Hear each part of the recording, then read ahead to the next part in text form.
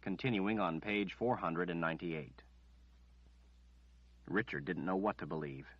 Rahl was right about one thing. He wouldn't need the book if he didn't have all 3 boxes. Someone really had betrayed him. It was impossible, but it must be true. "Just kill me," Richard said in a weak voice, turning away. "I'm not going to tell you. You might as well cut me open." "First, you must convince me you are telling the truth. You could be deceiving me that you really know the whole book. You may have read just the first page and burned the rest, or simply be inventing what you have told me of it." Richard folded his arms and looked back over his shoulder. "And what possible reason could I have for wanting you to believe me?" Rahl shrugged. "I thought you cared about this confessor, Kaelin. I had thought you cared what happened to her. You see, if you can't convince me that you are telling the truth, then I will have to cut her open and have a look at her entrails, see if they have anything to say about this." Richard glared. "That would be the biggest mistake you could make. You need her to confirm the truth of the book. If you harm her, you destroy your chance." Rahl shrugged. "So you say. How would I know you really do know what the book says? It could even be that this is the manner in which she will confirm the truth." Richard said nothing, his mind racing in 1,000 directions at once. Think of the solution, he told himself, not the problem. "How did you get the covering off that box without the book?" "The Book of Counted Shadows is not the only source of information about the boxes. There are other places that are of aid to me." He looked down at the dark box. "It took a full day and every talent I have to get the covering off." He looked back up, lifting an eyebrow. "It's held on with magic, you know, but I did it, and I will be able to do it to the other 2. It was discouraging that Rahl had managed to get the covering off. To open a box, the covering had to be removed. Richard had hoped that without the book, Rahl wouldn't be able to figure out how to remove the covers and not be able to open a box. That hope was now lost. Richard stared blankly at the jeweled box. Page 12 of the Book of Counted Shadows. Under the heading, Shedding the Covers, it says, "The covering on the boxes may be removed by anyone with the knowledge, not only the one who has put them in play." Richard reached out and lifted the jeweled box off the granite. Page 17, 3rd paragraph down on the page.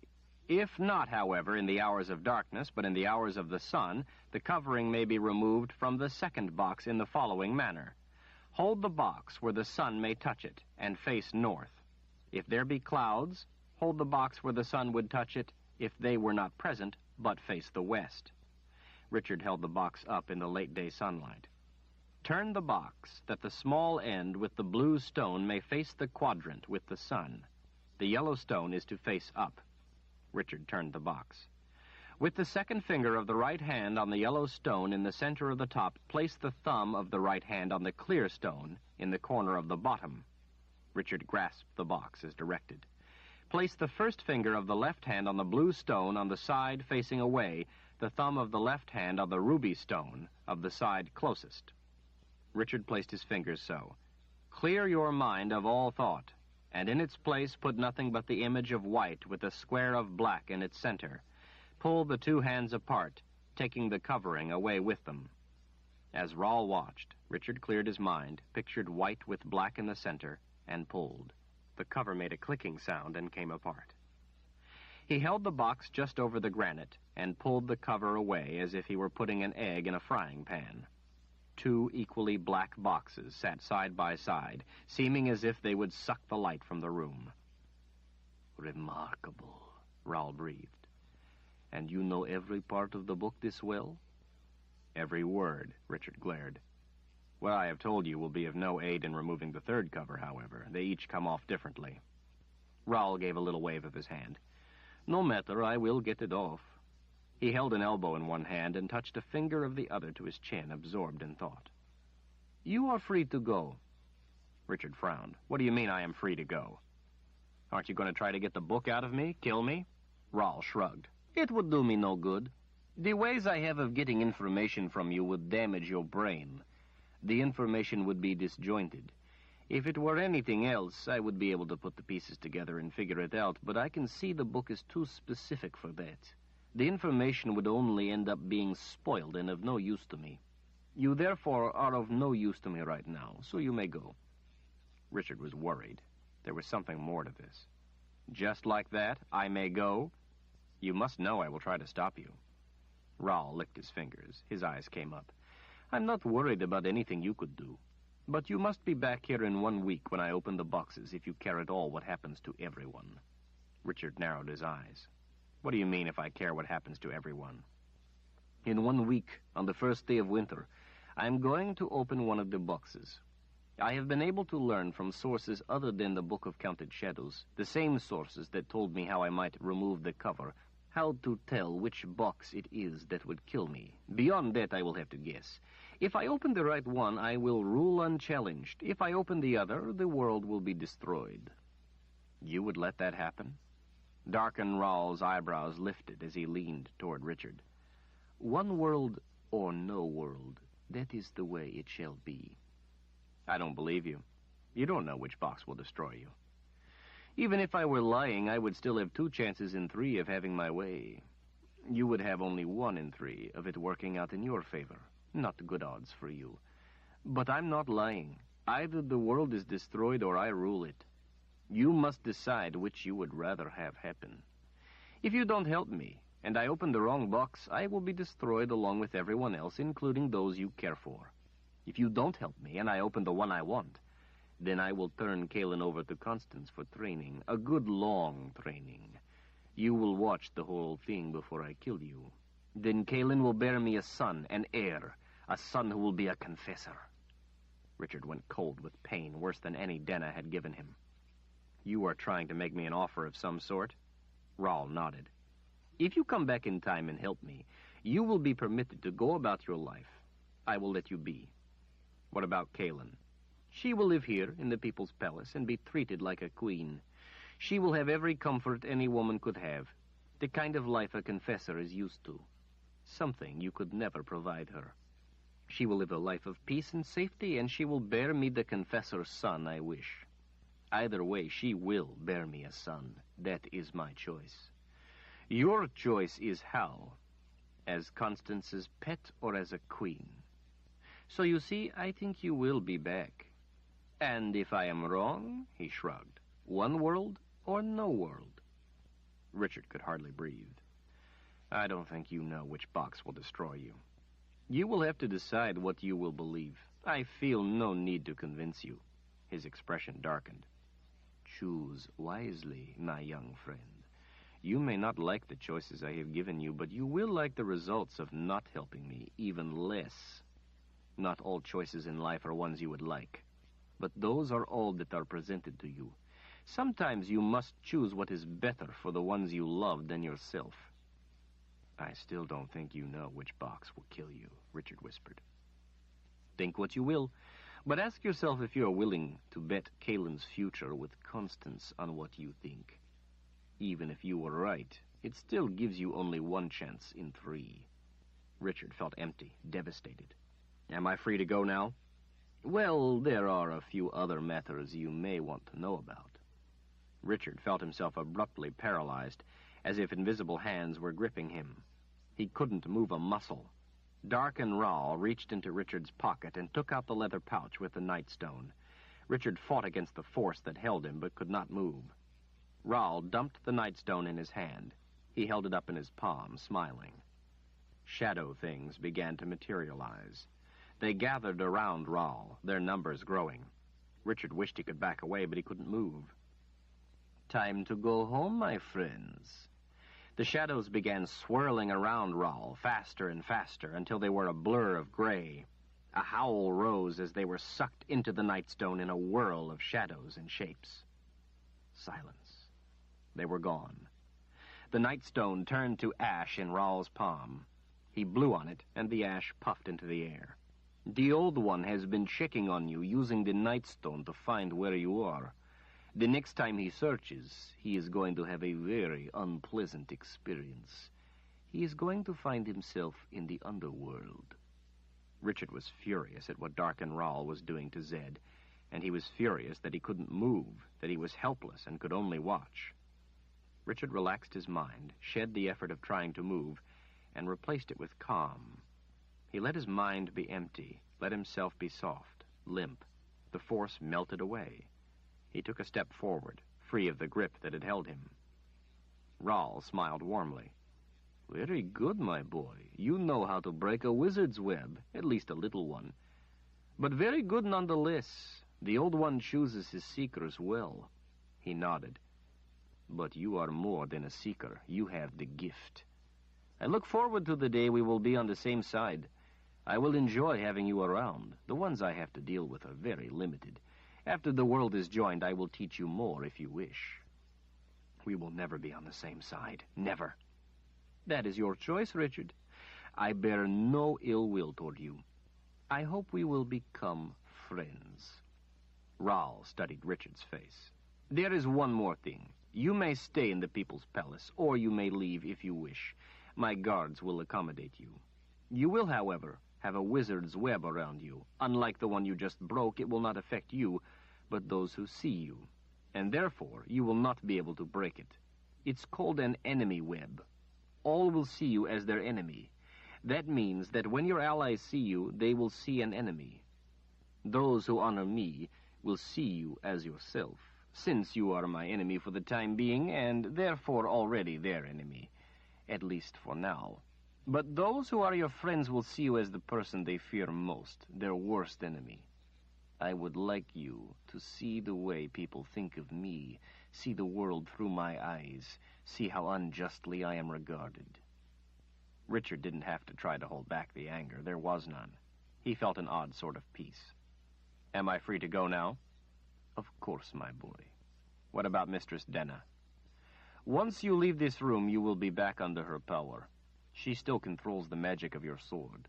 Once a Mord Sith has your magic, it is hers to keep. I cannot take it from her to give it back to you. You must get it back yourself. Then how am I free to leave? Isn't it obvious? If you want to leave, you must kill her. Kill her? Richard was stunned. Don't you think if I could kill her, I would have done so by now? Do you think I would have endured what she has done to me if I could have killed her? Darken Rahl smiled a little smile. You have always been able to kill her. How? There is nothing that exists that has only one side. Even a piece of paper, thin as it is, has two sides. Magic is not one-dimensional either. You have been looking at only one side of it. Most people do. Look at the whole. He pointed at the bodies of his two guards, the guards Richard had killed. She controls your magic, yet you did this. But that's different. It won't work against her. Rahl nodded. Yes, it will. But you must be its master. Half measures will get you in a lot of trouble. She controls you with one dimension of your magic, the side you offered her. You must use the other side. It is something all seekers have been capable of, but none has ever succeeded in mastering. Perhaps you will be the first. And if I'm not? If I don't succeed at it? Darken Rahl was sounding altogether too much like Zed for Richard's comfort. This was the way Zed had always taught him, by making him think for himself, find the answers in his own way, with his own mind. Then, my young friend, you are going to be in for a very rough week. Denna is not pleased at how you embarrassed her. At the end of the week, she will bring you to me, and you will tell me your decision, to help or to let all your friends suffer and die. Just tell me how to use the magic of the sword, how to master it. Of course. Right after you tell me the knowledge in the Book of Counted Shadows. Rahl smiled. I didn't think so.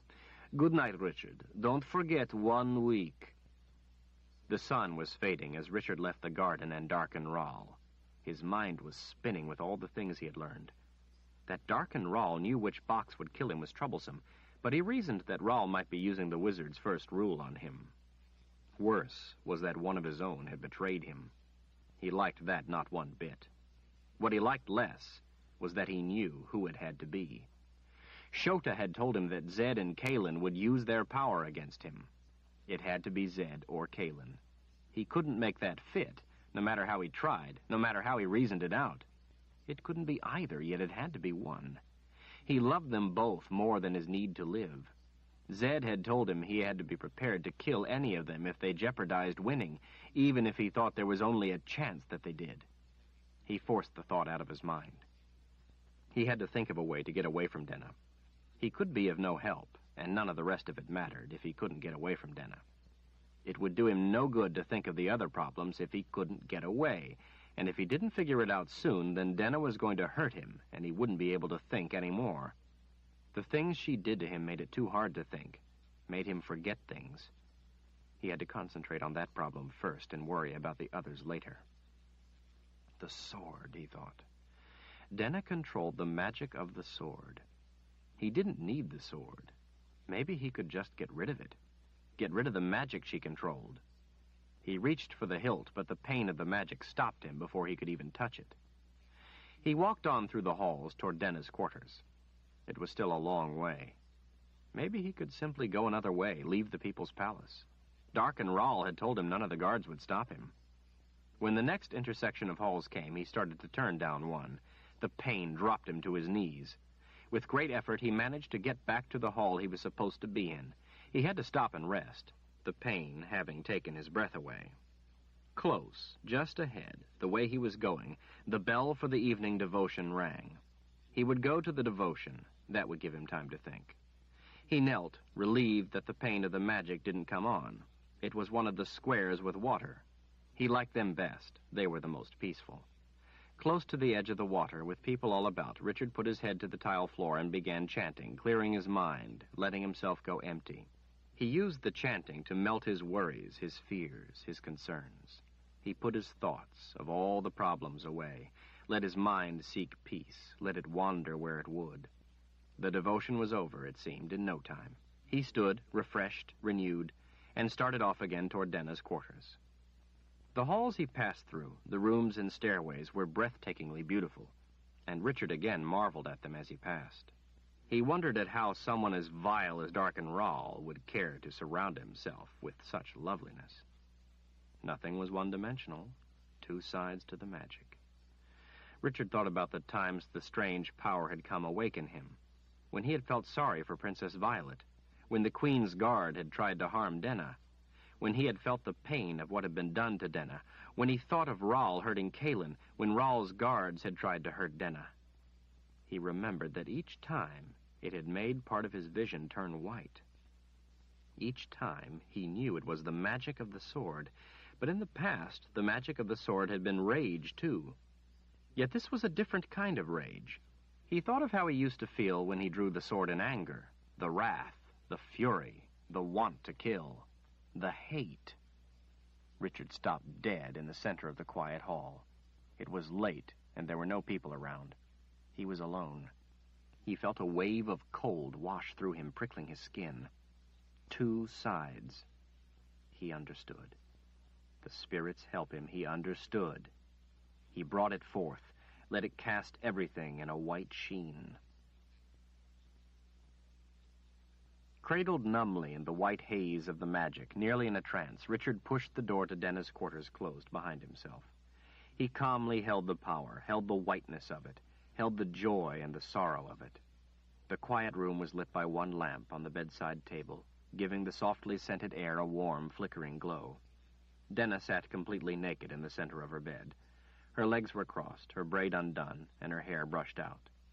The aegil was on a gold chain around her neck, hanging between her breasts. Her hands lay nested in her lap. She watched him with big, wistful eyes. "You have come to kill me, my love?" she whispered. He nodded slowly, watching her. "Yes, mistress." She smiled a little. "That is the first time you have ever called me simply mistress. You have always called me Mistress Denna in the past. It means something?" "Yes. It means everything, my mate. It means I forgive you everything." "I have made myself ready." "Why are you naked?" The lamplight reflected in the wetness of her eyes. "Because everything I have to wear is moored Sith. I have nothing else. I did not wish to die in the clothes of a moored Sith. I wish to die as I was born. Denna, nothing more." "I understand," he whispered. "How did you know I was coming to kill you?" "When Master Rahl chose me to go after you, he said he wouldn't order me to go, but that I must volunteer. He said the prophecies foretold of a seeker who would be the first to master the magic of the sword, the white magic, that this one would cause the blade of the sword to turn white. He said that if you turned out to be the one of whom the prophecy spoke, it would mean that I was to die by your hand if you so chose. I asked to be sent, to be your Mord Sith. Some of the things I have done to you, I have done to no other, in the hope you would be the one and kill me for it. When you did what you did to the princess, I suspected. When you killed the 2 guards today, I knew. You should not have been able to. I was holding you by the sword's magic at the time. Everything was white around the childlike beauty of her face. I'm so sorry, Denna, he whispered. You will remember me? I will have nightmares the rest of my life. Her smile widened. I'm glad. She seemed genuinely proud. You love this woman, Caitlin? He frowned a little. How do you know that? Sometimes when I hurt men enough and they don't know what they're saying, they cry for their mothers or their wives. You cried for one named Caitlin. You will choose her for your mate? I cannot, he said past the lump in his throat. She is a confessor. Her power would destroy me. I'm sorry. This hurts you? He nodded slowly. More than anything you have done to me. Good, Denna smiled sadly. I'm glad the one you love is able to give you more pain than was I. Richard knew that in her twisted way, Denna meant this as a comfort to him. That for her to be happy, that he would get more pain from another was a giving of her love. He knew that Denna sometimes gave him pain to show that she cared for him. In her eyes, at least, if this other woman could give him more pain, that was a demonstration of love. A tear ran down his face. What had they done to this poor child? It is a different kind of pain. None could be your equal in the things you have done. A tear of pride rolled down her cheek. Thank you, my love, she breathed. She took the aegil from her neck and held it up hopefully. Would you wear this to remember me by? It will not hurt you around your neck, or if you hold the chain, only if you hold the aegil itself in your hand. Richard held her face in the white glow. It would be my honor, my mate. He bent, letting her put it over his head, letting her give his cheek a kiss. How will you do it? She asked. He knew what she meant. He swallowed back the lump in his throat.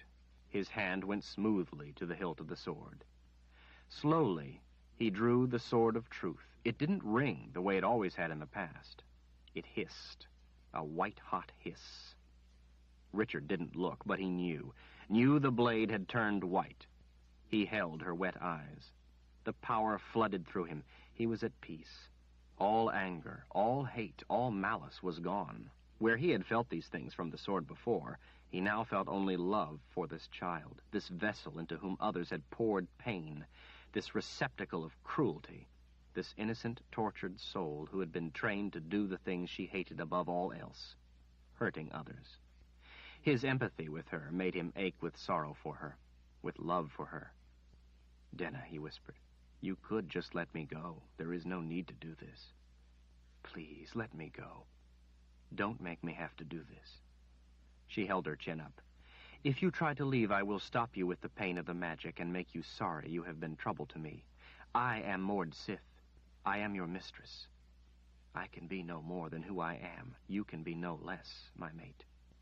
He nodded sadly and put the tip of the sword between her breasts, the tears in his eyes and the white glow making it difficult to see. Denna gently took the tip of the sword and moved it up a few inches. My heart is here, my love. Holding the sword against her, he bent and put his left arm tenderly around her soft shoulders. He held the power with all his strength as he kissed her cheek. Richard, she whispered, I have never had a mate like you before. I'm glad I will have no other. You are a very rare person. You are the only person since I was chosen who has cared that I was in pain or done anything to stop it.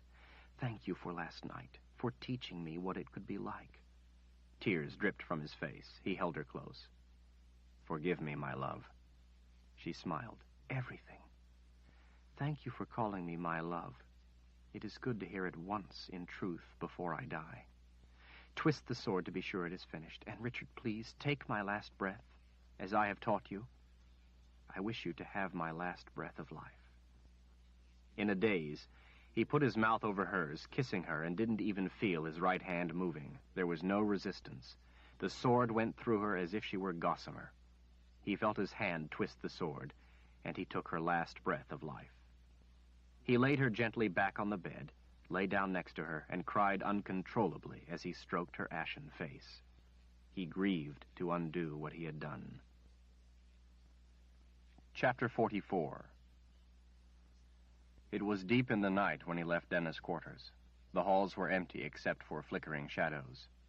Richard's footsteps echoed from the polished stone floors and walls as he walked in a mournful daze, watching his shadow rotate around himself as he passed torches, feeling comfort only at having his pack on his back once more, and to be leaving the people's palace. He didn't know where he was going, only that he was going to go away from here. The pain of an aegil in the small of his back slammed him to a halt, brought sweat instantly to his face as he tried to take a breath but couldn't. Fire seared through his hips and legs. "Going somewhere?" came a ruthless whisper. Constance. His shaking hand struggled to reach his sword. She laughed as she watched him. A vision of giving her control of the magic, of the whole nightmare starting over again, flashed through his mind. His hand backed away from the sword and kept the anger of the magic in check. She came around to stand before him, her arm around him, holding the aegil against his back, keeping his legs paralyzed. She was wearing her red leather. "No? Not ready to try to use the magic on me yet? You will. You will try before long. You will try to save yourself with it." She smiled. "Save yourself the extra pain. Use it now. Maybe I will have mercy on you if you try it now." Richard thought about all the ways Denna had given him pain, and how she had taught him to tolerate it so she could give him more. He brought to bear everything he had learned. He controlled the pain, blocking it enough to draw a deep breath. He swept his left arm around Constance, forcing her body tight against himself. He grabbed the aegil in his fist, Denna's aegil hanging from his neck. Pain shot up his arm. He endured it, dismissed it. Constance gave a grunt as he lifted her off her feet, pulling her up his body. She tried to press her aegil harder into his back, but she didn't have the leverage, and he had her arm pinned so she couldn't move it. When he had lifted her high enough, her contorted face in front of his, he pressed Denna's aegil to her chest. Her eyes widened. Her expression slackened. Richard remembered Denna holding her aegil against Queen Milena in this manner. It had the same effect on Constance. She shook, easing the pressure against his back. Still, it was hurting him, as was the aegil in his hand. Richard gritted his teeth against the pain. "I'm not going to kill you with the sword. To do that, I would have to forgive you everything. I could never bring myself to forgive you for betraying a friend. I could forgive your deeds against me, but not those against your friend Denna. That is the one thing I could never forgive." Constance gasped with the agony. "Please." "Promise made," he sneered. "No, please don't." Richard twisted the aegil, as he had seen Denna do to the Queen. Constance flinched and went limp in his grip. Blood ran from her ears. He let her lifeless body slip to the ground. Promise kept. Richard stared a long time at the aegil held tightly in his fist before he realized it was causing pain and released it at last to hang from its chain around his neck. He looked down at the dead-moored Sith as he caught his breath. "Thank you, Denna," he thought, "for teaching me to endure the pain. You have saved my life." It took him the better part of an hour to find his way out of the labyrinth of halls, out into the frigid night, to the expansive grounds. He kept a tight grip on the hilt of the sword as he went past two big guards at the open gate through the outer wall, but they only gave a polite nod of their heads, as if he were an invited guest departing after a royal dinner. He stopped, gazing out at the starlit country before him. He had never been so happy to see stars. He turned about, looking at everything. The People's Palace, surrounded by imposing sheer walls, sat atop an immense plateau that dropped off before him to a plain. The plateau stood hundreds of feet above the barren land, but there was a road cut into the cliffs, switching back and forth, descending to the flat land. "Horse, sir?" Richard spun around. One of the guards had spoken to him. "What?" "I asked if you would like a horse brought up, sir. You look to be leaving. It's a long walk." "What's a long walk?" The guard gave a nod at the drop. "The Azrith Plains." You're looking to the west across the Azrith Plains. It's a long walk across. Would you like a horse? It unnerved him that Darken Rall had so little concern for what he might do that he would let him have a horse. Yes, I would like a horse. The guard blew a small whistle in a series of short and long bursts to another man on the wall. Richard heard the short tune repeated into the distance. The guard resumed his post. Won't be long, sir. How far to the Rangshada Mountains? The man frowned a little. Where in the Rangshada? They run a long way. Northwest of Tamarang. As close as they come to Tamarang. He rubbed his chin in thought. 4, maybe 5 days. He considered the other guard. Wouldn't you say? The other shrugged. If he rides hard day and night and changes horses often, maybe 5, but I doubt it would be done in 4. Richard's heart sank. Of course Rall didn't care if he had a horse. Where was he going to go? Michael and the Westland Army were 4 or 5 days away in the Rangshada. He couldn't get to them and back before the week was out, before the first day of winter. But Kalin had to be closer. Rall had sent that man with the black stripe in his hair and 2 quads to get her. What was she doing this close? He had told them not to come after him.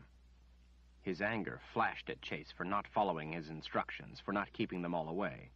Then his anger wilted. If it were him, he wouldn't have been able to sit back and not know what had happened to a friend. Maybe they weren't in the mountains, but all on their way. But what good was an army going to do? 10 good men in a place like this could hold off an army for a month. 2 soldiers in full battle armor came riding through the gate, bringing a 3rd horse with them. Would you like an escort, sir? The guard asked. They're good men. No, Richard glared. I will be going alone. The guard waved the soldiers off. You'll be going west-southwest, then? Richard didn't answer, so he went on. Tamarang, the place in the Rangshada you asked about. It's to the west-southwest. Piece of advice, if I may, sir? Go on, Richard said cautiously. If you go that way across the Azrith Plains, then near morning you'll come to a boulder field among sharp hills. There'll be a split in the road in a deep canyon. Take to the left. Richard's eyes narrowed. Why?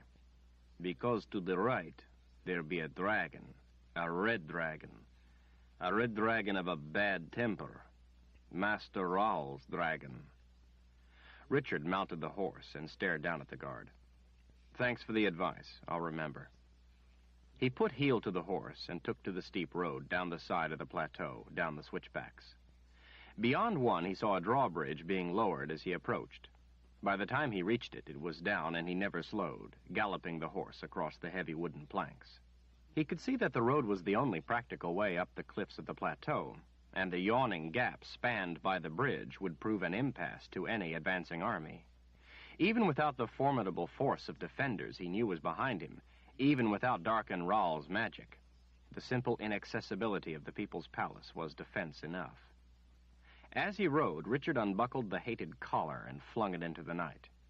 He vowed that he would never again wear a collar, not for anyone, not for any reason.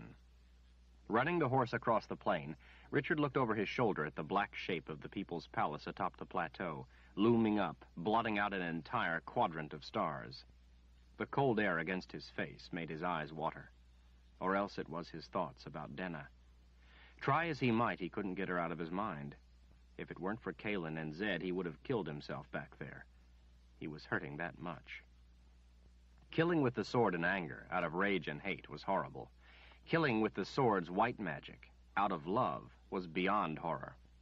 The blade had returned to its polished silver gloss, but he knew how to make it white again. He hoped he would die before that was ever required.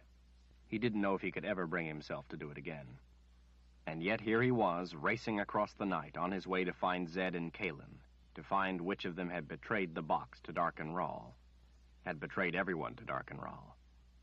The whole thing didn't make any sense. Why would Rall use the Nightstone to trap Zed if Zed was the traitor? And why would he send men after Kalin if she was the one? Yet Shota had said each would try to kill him. It had to be one of them. What was he to do? Turn the sword white and kill both? He knew that was foolish. He would rather die himself first than harm either. But what if Zed was betraying them, and the only way to save Kalin would be to kill his old friend? Or what if it was the other way around? Would he still rather die first, then? The important thing was to stop Rahl. He had to recover the last box. He had to stop wasting his energy thinking about things he couldn't know. All that mattered was stopping Rahl, then everything else would fall into place. He had found the box once. He would have to find it again. But how? There was no time. How was he going to find Zed and Kalin? He was one man on a horse, and there was a whole country to search. They wouldn't be traveling by road, not if Chase was with them. Chase would keep them off the roads, well hidden. Richard didn't know the roads, much less the trails. This was a fool's task. There was too much country to search. Dark and Rahl had planted too many doubts in him. Swirling thoughts twisted on themselves, became more and more confusing, hopeless. He felt that his own mind was his worst enemy right now. Richard cleared his mind and chanted the devotion to keep himself from thinking. He smiled at the stupidity of chanting a devotion to a man he wanted to kill, but he chanted anyway, as he rode on into the night. Master Rahl, guide us. Master Rahl, teach us. Master Rahl, protect us. In your light we thrive. In your mercy we are sheltered. In your wisdom we are humbled. We live only to serve. Our lives are yours. Twice he walked the horse to rest it, but pushed on hard the rest of the time. The Azrith Plains seemed endless. The flat country devoid of almost all vegetation stretched on forever. The chanting helped him keep his mind clear of all thoughts except one. The horror of killing Denna. That memory he couldn't shake. Those tears he couldn't keep back. Dawn brought him his own shadow to chase. Boulders appeared, looking out of place on the flat ground, casting long shadows of their own. They gathered in numbers as he rode. The terrain began undulating, opening up in gullies, rising in ridges. He rode through narrow passes and rifts, down a canyon with walls of crumbling rock. The road took a bend to the left, with a narrower road to the right. Richard took the horse to the left, remembering what the guard had told him. Out of the clearness of his mind, a thought came to him. Richard brought the horse to a skidding halt. He looked off down the right road.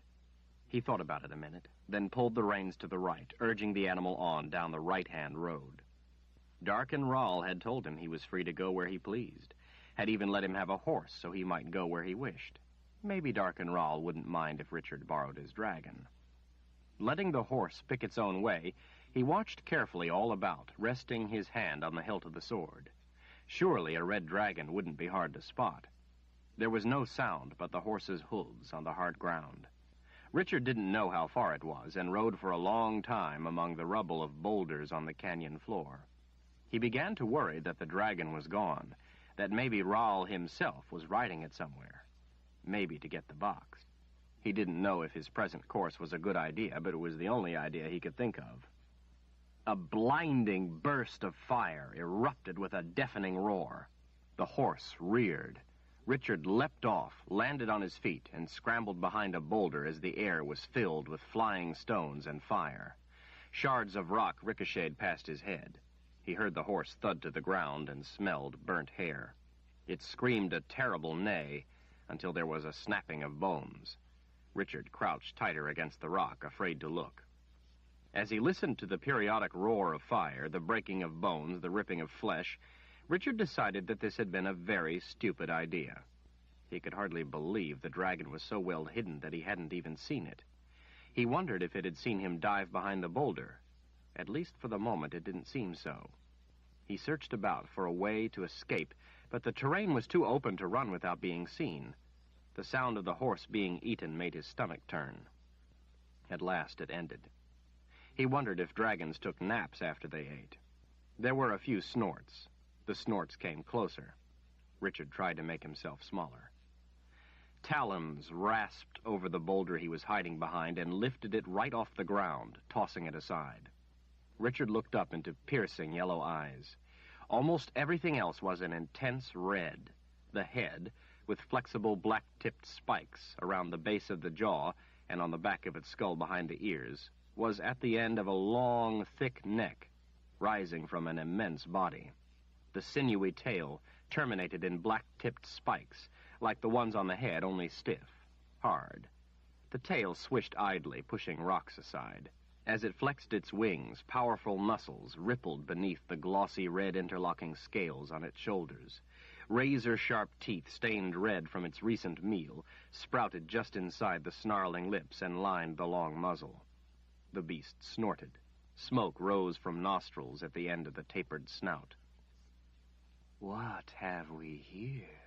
came a decidedly female voice. "A tasty treat?"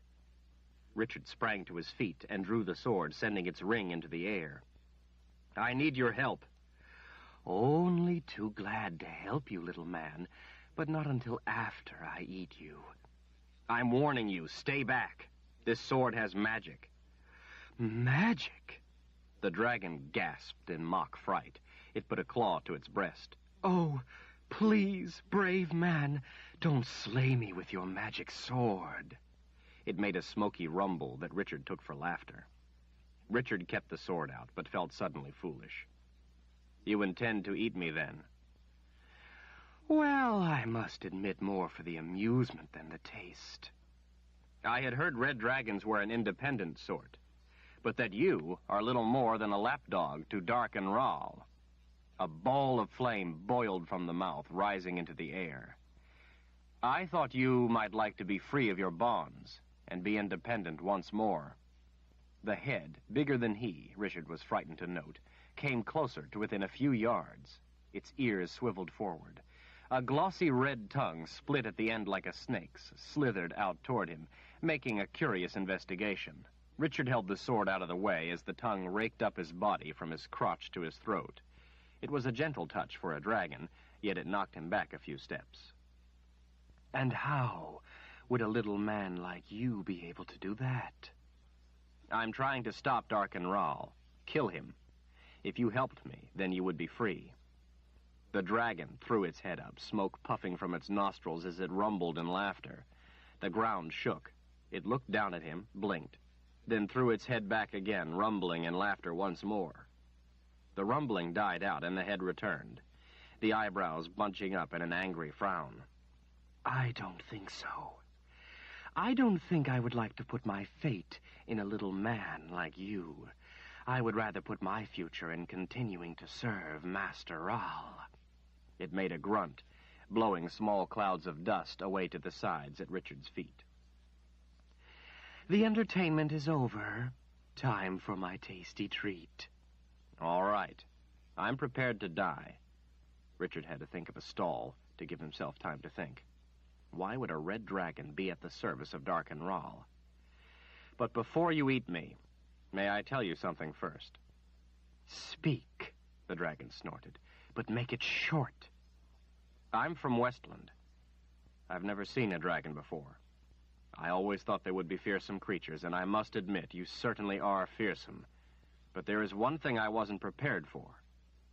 "And what would that be?" "You are, without a doubt, the most stunningly beautiful creature I have ever seen." It was the truth. Despite the deadly nature of it, it was strikingly beautiful. The neck of the dragon made itself into an S shape as it pulled its head back, blinking in surprise. The eyes frowned a little, doubting. "It's true," Richard said. "I'm to be eaten. I have no reason to lie. You are beautiful. I never thought I would see anything as magnificent as you. Do you have a name?" "Scarlet." "Scarlet. What a lovely name. Are all red dragons as stunning as you, or are you special?" Scarlet put a claw to her breast. "That would not be for me to say." The head snaked its way toward him again. "I have never had a man I was about to eat tell me such a thing." An idea began forming in Richard's mind. He put the sword back in its scabbard. "Scarlet, I know a creature as proud as you would not be at the beck of anyone, much less one as demanding as Dark and Rahl, unless there was terrible need. You are too beautiful and noble a creature for that." Scarlet's head floated closer. "Why would you say such things to me?" "Because I believe in the truth. I think you do, too." "What is your name?" "Richard Cipher. I am the Seeker." Scarlet put a black-tipped talon to her teeth. "Seeker," she frowned. "I don't believe I've ever eaten a seeker before. A strange dragon smile crossed her lips. It will be a treat. Our talk is over, Richard Cypher. Thank you for the compliment. The head floated closer, the lips pulling back in a snarl. Dark and Rahl stole your egg, didn't he? Scarlet pulled back. She blinked at him, then threw her head back, jaws wide. An ear-splitting roar made the scales on her throat vibrate. Fire shot skyward in a booming blast. The sound echoed off the cliff walls, causing little rock slides. Scarlet's head whipped back to him, smoke rising from the nostrils. What do you know about that? I know that a proud creature such as you would not subject herself to such demeaning duties, except for one reason, to protect something important, like her young. So you know. That will not save you, she snarled. I also know where Dark and Rahl is keeping your egg. Where? Richard had to dive to the side to avoid the flames. Tell me where it is. I thought you wanted to eat me now. One eye came close. Someone should teach you not to be flippant, she rumbled. Sorry, Scarlet, it's a bad habit that has brought me to grief in the past. Look, if I help you get your egg back, then Rahl would have no hold on you. If I could do that, would it be worth helping me? Helping you how? Well, you fly Rahl around. That's what I need. I need you to fly me around for a few days, help me look for some friends of mine so I can protect them from Rahl. I need to be able to cover a lot of ground, search a lot of area. I think I could do it from the sky, like a bird. I could find them and have enough time to stop Rahl. I don't like flying men about. It's humiliating. 6 days from now, it will all be over one way or another. If you help me, that's all I would need. After that, it won't matter one way or the other. How long will you have to serve Rahl if you don't help me? All right. Tell me where my egg is, and I will let you go. Let you live. How would you know I was telling the truth? I could just invent a place to save myself. Like dragons, real seekers have honor. That much I know. So if you really know, tell me, and I will free you. No. No? Scarlet roared. What do you mean, no? I don't care about my life. Just as you, I care about things more important. If you want me to help you get your egg back, then you will have to agree to help me save the ones I care about. We will get the egg first, then you help me. I think it more than a fair trade. The life of your offspring in exchange for flying me about for a few days. Scarlet's piercing yellow eye came close to his face. Her ears swiveled forward. And how do you know that once I have my egg, I will keep my end of the bargain? Because, Richard whispered, you know what it is like to fear for the safety of another, and you have honor. I have no choice. I don't know any other way to save my friends from living the rest of their lives as you are living now, under the heel of Dark and Rahl. I will be putting my life at great risk to save your egg. I believe you to be a creature of honor. I will trust your word with my life. Scarlet gave a snort, backing away a little, peering at him. She folded her huge wings against herself. Her tail swished about, knocking stones and a few small boulders skidding across the ground. Richard waited. One arm came forward. A single black-tipped talon, thick as his leg, sharp as his sword point, hooked through the sword's baldric, gave a snug pull. Her head came close. Bargain struck. On your honor, on mine, Scarlet hissed. But I have not given my word I will not eat you at the end of the 6 days. If you help me save my friends and stop Rahl, I don't care what you do to me after that. Scarlet snorted. Are short-tailed gars a threat to dragons? The dragon unhooked her talon from him. Gars. She spat the name. I have eaten enough of them. They are no match for me, not unless there were 8 or 10 together.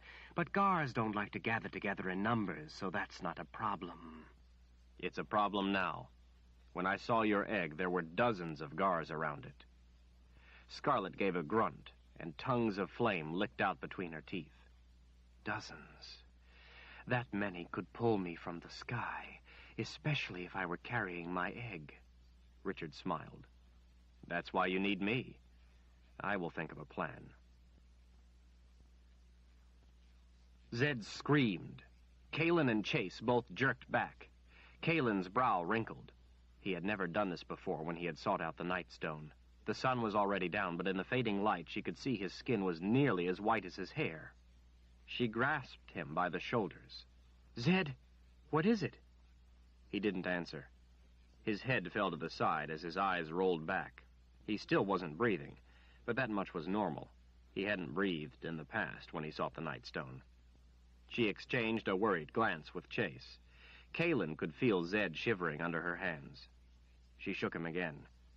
Zed, stop it. Come back. He gave a gasp, whispered something. Kalin put her ear by his mouth. He whispered again. Kalin was horrified. Zed, I can't do that to you. What did he say? Chase demanded. She looked up at the boundary warden, her eyes wide in fear. He said to touch him with my power. Underworld, Zed gasped. Only way. Zed, what's happening? I'm trapped, he whispered. Touch me or I'm lost. Hurry! You better do as he says, Chase warned. Kalin didn't like that idea one bit. Zed, I can't do that to you. It's the only way to break the hold. Hurry!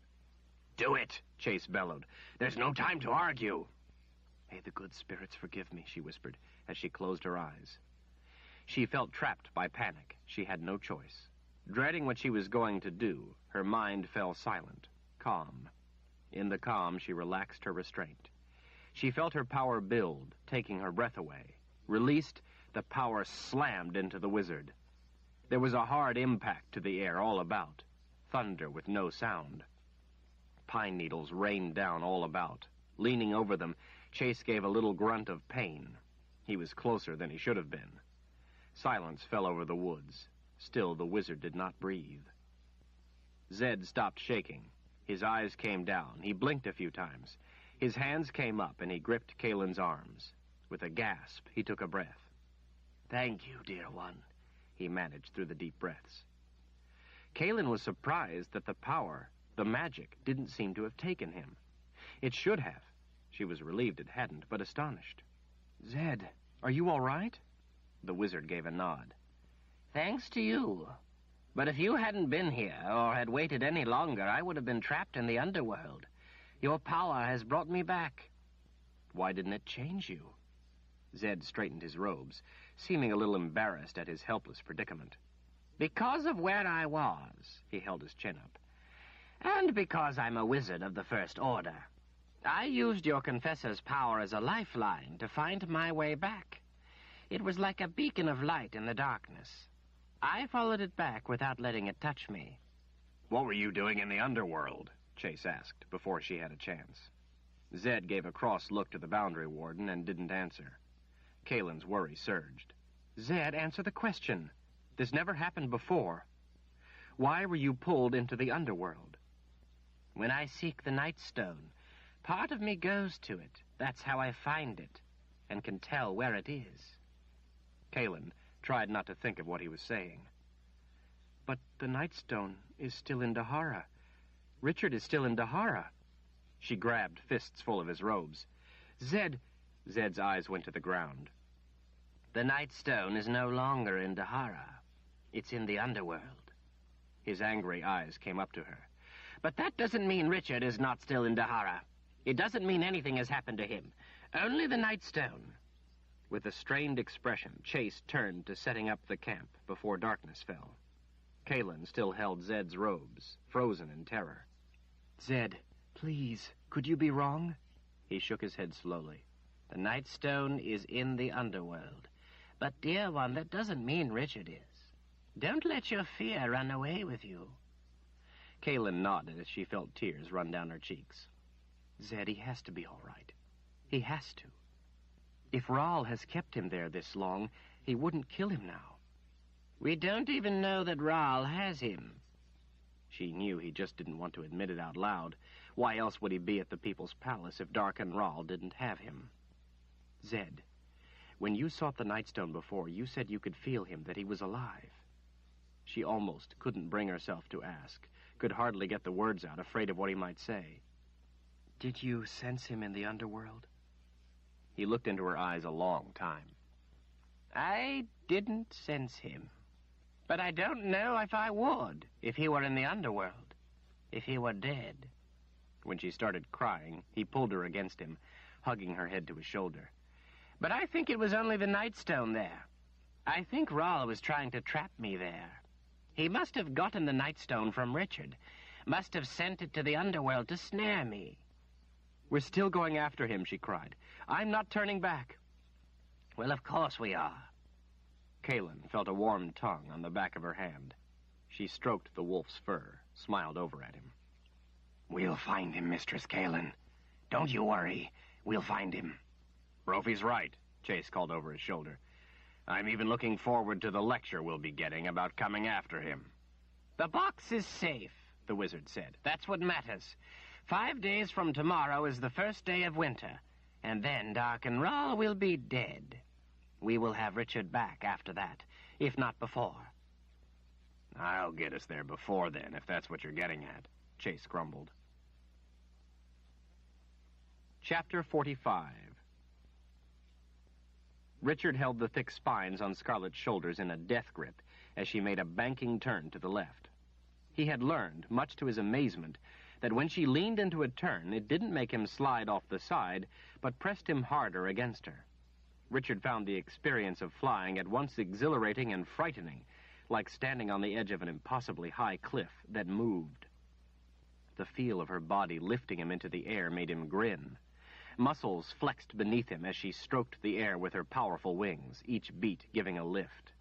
When she folded her wings back and dove toward the ground, the wind made his eyes water, and the feeling of falling took his breath away and made him feel as though his stomach would rise inside him. He marveled at the very idea of riding a dragon. "Do you see them?" he called out over the sound of the wind. Scarlet gave a grunt to indicate that she did. In the fading light, the gars looked like black dots moving about on the rocky ground below. Steam trailed up from Fire Spring, and even this high up Richard could smell the acrid fumes. Scarlet rose steeply into the air, making his legs press against her as she lifted them higher.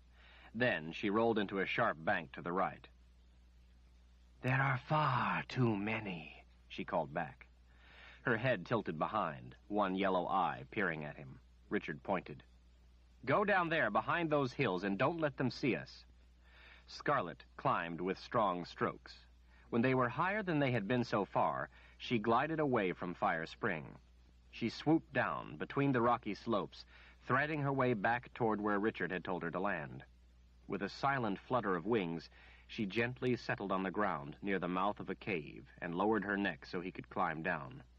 Richard knew she didn't want him on her back any longer than necessary. Her head swung around toward him, her eyes angry, impatient. "There are too many gars. Dark and Rahl knows I can't fight that many. That's why there are so many there, in case I ever found my egg. You said you would think of a plan. What is it?" Richard glanced over at the mouth of the cave. The Shadron's cave, Kaelin had told him. "We need a diversion, something to distract them while we get the egg." "While you get the egg," Scarlet corrected, with a little flame to make her point. He looked over at the cave again. "One of my friends told me the cave goes all the way through to where the egg is. Maybe I could go through, snatch the egg, and bring it back." "Get going." "Shouldn't we discuss if it's a good idea? Maybe we could think of something better. I've also heard there might be something in the cave." Scarlet brought her angry eye closer to him. "Something in the cave?" She snaked her head around to the opening and sent a horrific blast of fire into the darkness.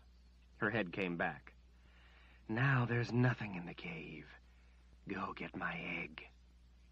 The cave was miles long. Richard knew the fire wouldn't have harmed anything farther back. He also knew he had given his word. Collecting cane reeds growing nearby, he bound them together with a sinewy vine into several bundles. He held one bundle up to Scarlet as she watched him. Light the end of this for me?" The dragon pursed her lips and blew a thin stream of flame across the end of the cane reeds. "You wait here," he told her. "Sometimes it's better to be small than big. I won't be spotted so easily. I'll think of something and get the egg and bring it back through the cave. It's a long way. It may take until morning before I'm back. I don't know how close the guards will be behind me, so we might need to leave in a hurry. Stay sharp, all right?" He hooked his pack over a spine on her back. "Keep this for me. I don't want to carry more than I have to." Richard didn't know if a dragon could look worried, but he thought she did. "Be careful with the egg. It will hatch soon, but if the shell is broken now before its time..." Richard gave her a reassuring smile. "Don't worry, Scarlet. We're going to get it back." She waddled to the cave entrance behind him, poking her head in, watching him disappear inside. "Richard Cypher," she called after him, her voice echoing. "If you try to run away, I'll find you, and if you come back without the egg, you will wish the guards had killed you, because I will cook you slow, starting at your feet." Richard stared back at the hulk filling the cave entrance. "I have given my word. If the guards get me, I'll try to kill enough of them so you can get the egg and escape." Scarlet grunted. "Try not to let that happen. I still want to eat you when this is done." Richard smiled and went into the darkness. The blackness swallowed up the light of the torch, making him feel as if he were walking into nothingness. Only a small spot of ground before him was lit. As he went on, the floor of the cave sloped downward, descending into cold, still air. A ceiling of rock appeared and walls as the way narrowed into a tunnel that snaked deeper. The tunnel opened into a huge room. The path led along a narrow ledge at the edge of a still, green lake. Flickering torchlight showed a jagged ceiling and walls of smooth stone. The ceiling sloped downward as he went on into a wide, low passage. He had to bend over to pass through. For a good hour he walked hunched over, his neck starting to hurt from holding it sideways. Occasionally, he pressed the torch to the rock ceiling to shed its ash and keep it burning brightly. The darkness was oppressive. It surrounded him, followed him, sucked him deeper, calling him onward with unseen sights. Delicate, colorful formations of rock grew like vegetation, flowering and blossoming from solid rock. Sparkling crystals flashed at him as he passed with the torch, its flame the only sound, echoing back to him from the blackness. Richard went through rooms of astounding beauty. Into the darkness rose immense columns of rippled stone, some ending before they reached their destination, with mates hanging down trying to meet them halfway. Crystalline sheets flowed over the walls in places like melted jewels. Some passages were clefts in the rock he had to squeeze through, other holes he had to traverse on hands and knees. The air had an odd lack of smell. This was a place of perpetual night. No light, nothing alive ever touched it. As he walked on and on, warm from the effort, the chill of the air made steam rise from his skin. When he held the torch near his other hand, he could see vapor rise from each finger, like life's energy draining away. Although it wasn't frigid, the way winter was frigid, it was the kind of cold that would bleed a person of all their heat if they stayed here long enough. A slow, sucking death. Without the light, he would be lost in a matter of minutes. This was a place that could kill the unwary, or the unlucky. Richard checked the torch and extra cane reeds often. Eternal night wore on slowly. Richard's legs were tired from the constant climbing and descending. In fact, all of him was tired. He hoped the cave would end soon. It seemed he had walked the whole night. He had no idea of time. The rock closed around him. The flat shelf of the roof lowered until he was walking hunched over again, and lowered more until he was on his hands and knees. The ground cold and wet with slimy mud that smelled of rot. It was the first thing he had smelled in a long time. His hands were cold with the wet, stinking mud. The way diminished to a single small opening, a black hole in the torchlight. Richard didn't like how small it looked. Air moaned through the passage, making the flame flap and whip. He held the torch into the hole, but could see nothing but blackness beyond. He pulled back the torch, wondering what he should do. It was an awfully small hole, flat on the top and bottom, and he had no idea how long it was, or what was through on the other side. Air was coming through, so it must lead to the other end of the cave, to the gars, the egg. But he didn't like how small it was. Richard backed away. There might be other routes from farther back, in one of the other rooms. But how much time could he waste searching only to fail? He came back to the hole, staring at it with rising dread. Trying not to think about his fear, he took off the sword, held it with the spare reeds and torch out ahead of himself, and pushed into the hole. He was immediately frightened of the way the rock pressed against him, top and bottom. Arms straight out, head turned sideways, he wriggled his way in deeper. The closeness increased, making him wiggle and snake his way inches at a time. Cold stone pressed against his back and chest. He couldn't take a deep breath. The smoke from the torch burned his eyes. He squeezed deeper, tighter. He rocked his shoulders forward and back, pulling one leg a few inches, then the other, feeling like a snake trying to shed its skin. The torch showed only blackness ahead. Anxiety gripped him. Just get through, he told himself. Just push ahead and get through. With the toes of his boots braced against rock, Richard gave himself a push as he wiggled. The push wedged him tight. He tried to push again. He didn't move. Angry, he pushed harder. Still he didn't move. Panic ignited in him. He was stuck. Rock was pressing his chest and back together, and he could hardly get a breath. He envisioned the mountain of rock that was pressing on his back, unimaginable weight towering above him. Fearful, he wiggled and squirmed, trying to back up, but couldn't. He tried to grasp something with his hands to get leverage to push back against. It didn't help. He was stuck. Panting, he couldn't get enough breath. He felt as if he were suffocating, his lungs burning for air, as if he were drowning, unable to breathe. Tears filled his eyes, and fear gripped his throat. His toes scraped at the rock, trying to move him one way or the other. He didn't budge. The way his arms were pinned ahead of him reminded him of the way Denna had kept him in the shackles, helpless. Not being able to move his arms made it worse. Cold sweat covered his face. He started gasping in panic, feeling as if the rock were moving, pressing harder. Hopeless, he wanted someone to help him. There was no one who could. With a grunt of desperate effort, he moved ahead a few inches. That only made it worse, tighter. He heard himself crying in hysteria, gasping for air, felt the rock crushing him.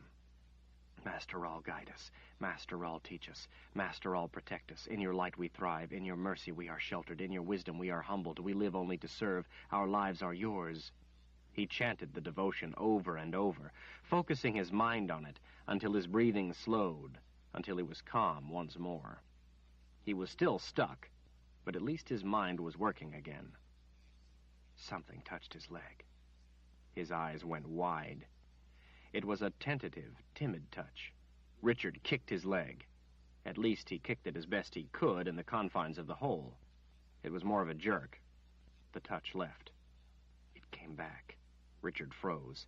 This time it went up inside his pant leg. Cold, wet, slimy.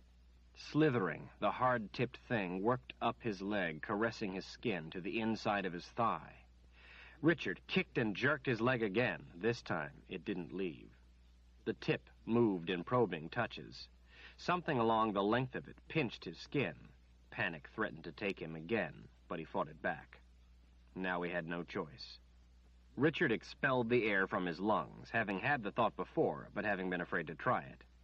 When his lungs were empty, and he was as small as he could make himself, he pushed with his toes, pulled with his fingers, and wriggled with his body.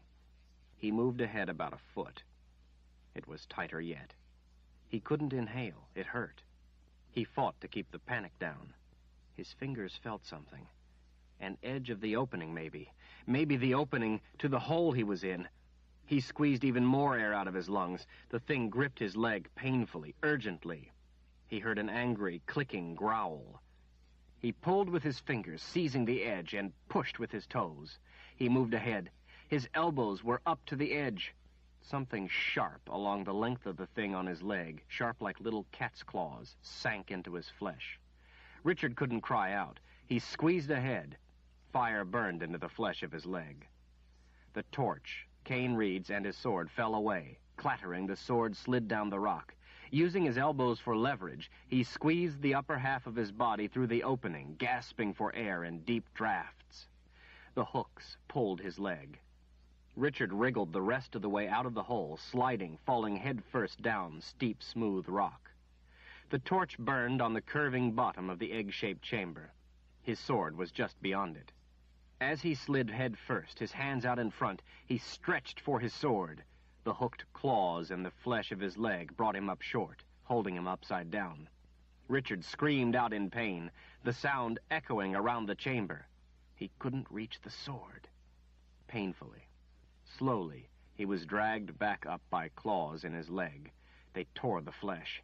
He screamed again. Another appendage slipped up the other pant leg, feeling his calf muscle with its hard tip. Richard pulled his knife and twisted himself in half to reach the thing that held him. Over and over, he drove the blade into it. From deep in the hole came a high-pitched squeal. The claws retracted. Richard fell, sliding along the rock, coming to a stop next to the torch. Grabbing the scabbard in one hand, he drew the sword as snake-like appendages came out of the hole, wriggling about in the air, searching. They probed their way down the rock toward him. Richard swung the sword, lopping off several of the arms. With a howl, they all whipped back into the hole. There was a low growl from the depths of the blackness. In the flickering light of the torch that lay on the stone floor, he could see a bulk squeezing out of the opening, expanding as it exited. He couldn't reach it with the sword, but he knew he didn't want to let it into the chamber with him. An arm whipped around his waist, lifting him. He let it. An eye peered down, glistening in the torchlight. He saw wet teeth. As the arm pulled him toward the teeth, he drove the sword through the eye. There was a howl. The arm released him. He slid to the bottom once more. The whole creature pulled back into the hole, and the arms whipped about, yanked in after it. The howls faded back into the distant darkness and were gone. Richard sat on the floor, shaking, running his fingers through his hair. At last his breathing slowed and his fear settled. He felt his leg. Blood soaked his pants. He decided there was nothing he could do about it right now. He had to get the egg first. Dim light came from across the chamber. Following the large tunnel on the other side, he came at last to the opening of the cave. Faint light of dawn and the chirping of birds greeted him. Below, he could see dozens of gars prowling about. Richard settled behind a rock to rest. He could see the egg below with steam rising around it. He could also see that the egg was far too big to carry back through the cave. Besides, he didn't ever want to go into a cave again. What was he going to do if he couldn't carry it back through the cave? It would be light soon. He had to think of an answer. Something bit his leg.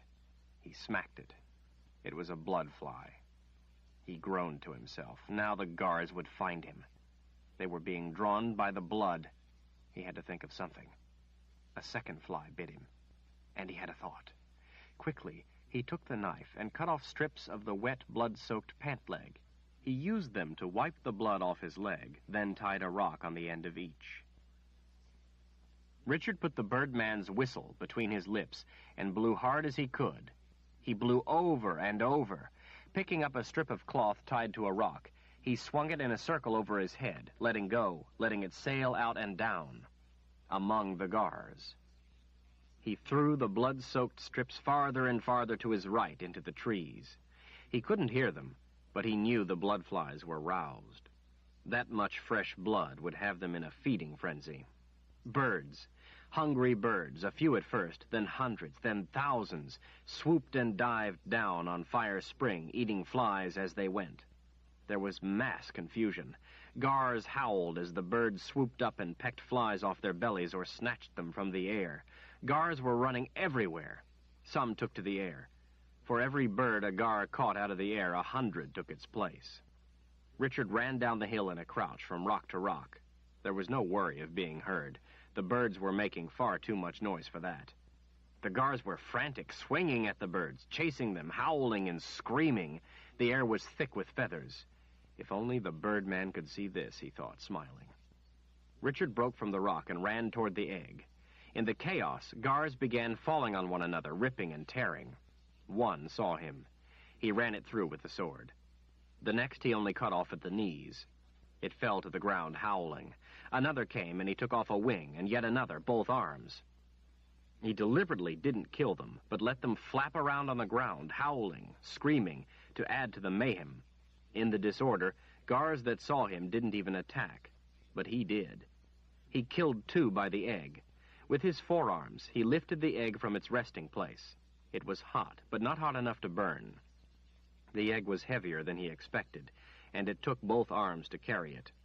Wasting no time, he ran to the left, toward the gully between the hills. Birds flew in every direction, some crashing into him. It was chaos. Two gars came for him. He set down the egg, killed the first, and took the legs off the second. He ran with the egg as fast as he could without risking a fall.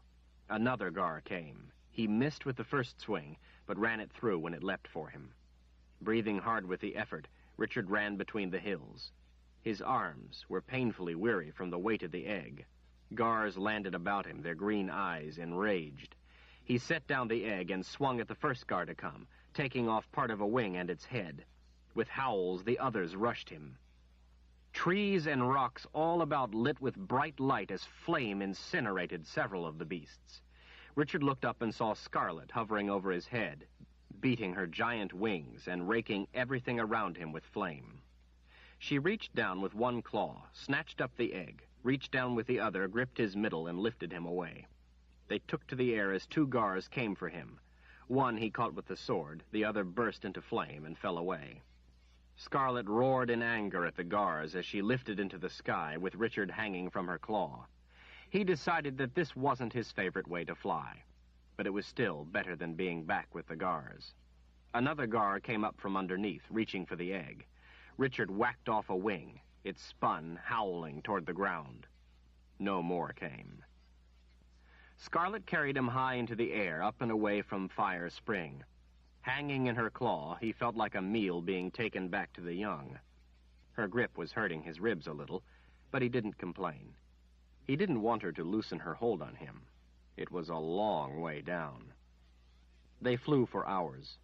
Richard managed to rearrange himself and get a little more comfortable in her talons as he watched the hills and trees pass below. He saw streams and fields, even a few small towns. The hills grew, becoming rocky, as if the stone were sprouting from the landscape. Jagged rock cliffs and peaks rose up before them. Stroking the air smoothly, Scarlet lifted them higher, over rock Richard thought would scrape his feet. She took them into a desolate land, barren of life. Brown and gray stone looked to have been haphazardly stacked up by a giant, like coins on a table, into thin columns, some singular, others clumped in bunches, still more having toppled. Beyond and above the columns of rock stood massive, craggy stone cliffs, riddled with splits and cracks, shelves and projections. A few clouds drifted past the face of the cliffs. Scarlet banked toward a wall of rock. It seemed to Richard that they would run smack into it, but before they did, she brought them up short with a fluttering of her huge wings, setting him on a ledge before landing herself. At the back of the ledge was an opening into the rock. Scarlet squeezed her bulk through. In the back, in the cool darkness, was a nest of rock, where she placed the egg, then breathed fire over it. Richard watched as she stroked the egg with a claw, turning it gently, inspecting it, cooing to it. She played fire gently over the egg, turning her head, listening, watching. "Is it all right?" Richard asked quietly. Her head turned to him, a dreamy look in her yellow eyes. "Yes, it is well." Richard nodded. "I'm glad, Scarlet. I really am." He started toward her as she lay down next to the egg. Her head came up in warning. He halted. "I just want my pack. It's hanging on a spike on your shoulder." "Sorry. Go ahead." Richard retrieved the pack and went to the side against the wall a little closer to the light. He glanced over the ledge. It looked to be thousands of feet down. Richard fervently hoped Scarlet was a dragon of her word. He sat down and pulled out a fresh pair of pants. He found something else, too. The jar from Denna's room. Inside was some of the alm cream he had made when Rahl had hurt her. She must have taken what was left over and put it in his pack. Looking down at the Aegil, he smiled sadly at the memory of her. How could he care about someone who had done those things to him? He had forgiven her, that was how. Forgiven her with the white magic. The Alm cream felt wonderful. He let out a little moan. It cooled the burning of his wounds, soothed the pain. Richard said a silent thank you to Denna for putting it in his pack. He took off the shredded remnants of his pants. You look funny without your pants. Richard spun around. Scarlet was watching him. Those are not reassuring words for a man to hear from a female, even if the female is a dragon. Turning his back to her, he pulled on his fresh pants. You are injured. From the Gars? Richard shook his head. In the cave. His voice was quiet with the haunting fear of the memory. He sat down, leaning against the wall, watching his boots. I had to go through a small hole in the rock. It was the only way. I became stuck. He looked up at the big yellow eyes. Since I left my home to stop Dark and Rahl, I've been frightened often. But when I was stuck in that hole, in the dark, the rock pressing against me so tight I couldn't breathe, well, that was one of the worst times. While I was stuck there, something grabbed my leg, dug into the flesh with sharp little claws. It did this to me as I tried to get away. Scarlet watched him in silence a long time, one claw over the egg. Thank you, Richard Cypher, for doing as you said you would, for getting my egg back. You are brave, even if you are not a dragon. I never believed a man would risk himself so for a dragon. I did it for more than your egg. I did it because I had to get help finding my friends. Scarlet shook her head. Honest, too. I think maybe you would have done it anyway. I am sorry you were injured and that you had to be frightened so to help me. Men try to kill dragons. You may be the first who has ever helped one. For any reason. I had my doubts. Well, it's a good thing you showed up when you did. Those Gars almost had me. By the way, I thought I told you to stay put. What were you doing coming after me? I'm embarrassed to admit, I thought you were trying to escape. I was coming for a closer look when I heard the uproar. I will make it up to you. I will help you find your friends, as I promised. Richard grinned. Thanks, Scarlet. But what about the egg? Can you leave it alone? Maybe Rahl will steal it again. Not from here, he won't. I searched a long time for this place after he stole my egg. So, if I ever got it back, I would have a safe place for it. He will not be able to reach it here. As for leaving it, that is not a problem. When dragons hunt for food, they simply heat the rock with their flame to keep the egg warm in their absence. Scarlet, time is short. When can we start? Right now. Chapter 46. It was a frustrating day. Scarlet flew low over thick woods as they both scanned the roads and trails.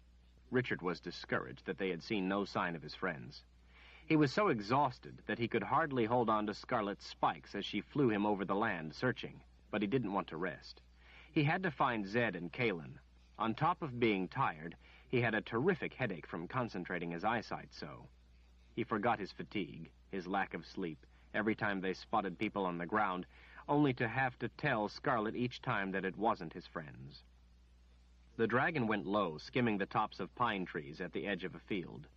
She let out a piercing scream that made Richard jump and banked into a steep turn that made him dizzy. A buck broke into a run across the field, flushed from cover by the dragon's roar. Building speed in a quick dive, she swooped into the field. Without effort, Scarlet snatched the deer from the tall brown grass, snapping its neck in the process. Richard felt intimidated by how easy it was for her to take the prey. Scarlet pulled higher into the air, into the golden light of the setting sun, among the puffy clouds. Richard felt as if his heart were sinking with the sun. He knew Scarlet was heading back to her egg. He wanted to tell her to search some more while there was still light, but he knew she had to get back to her nest, her egg.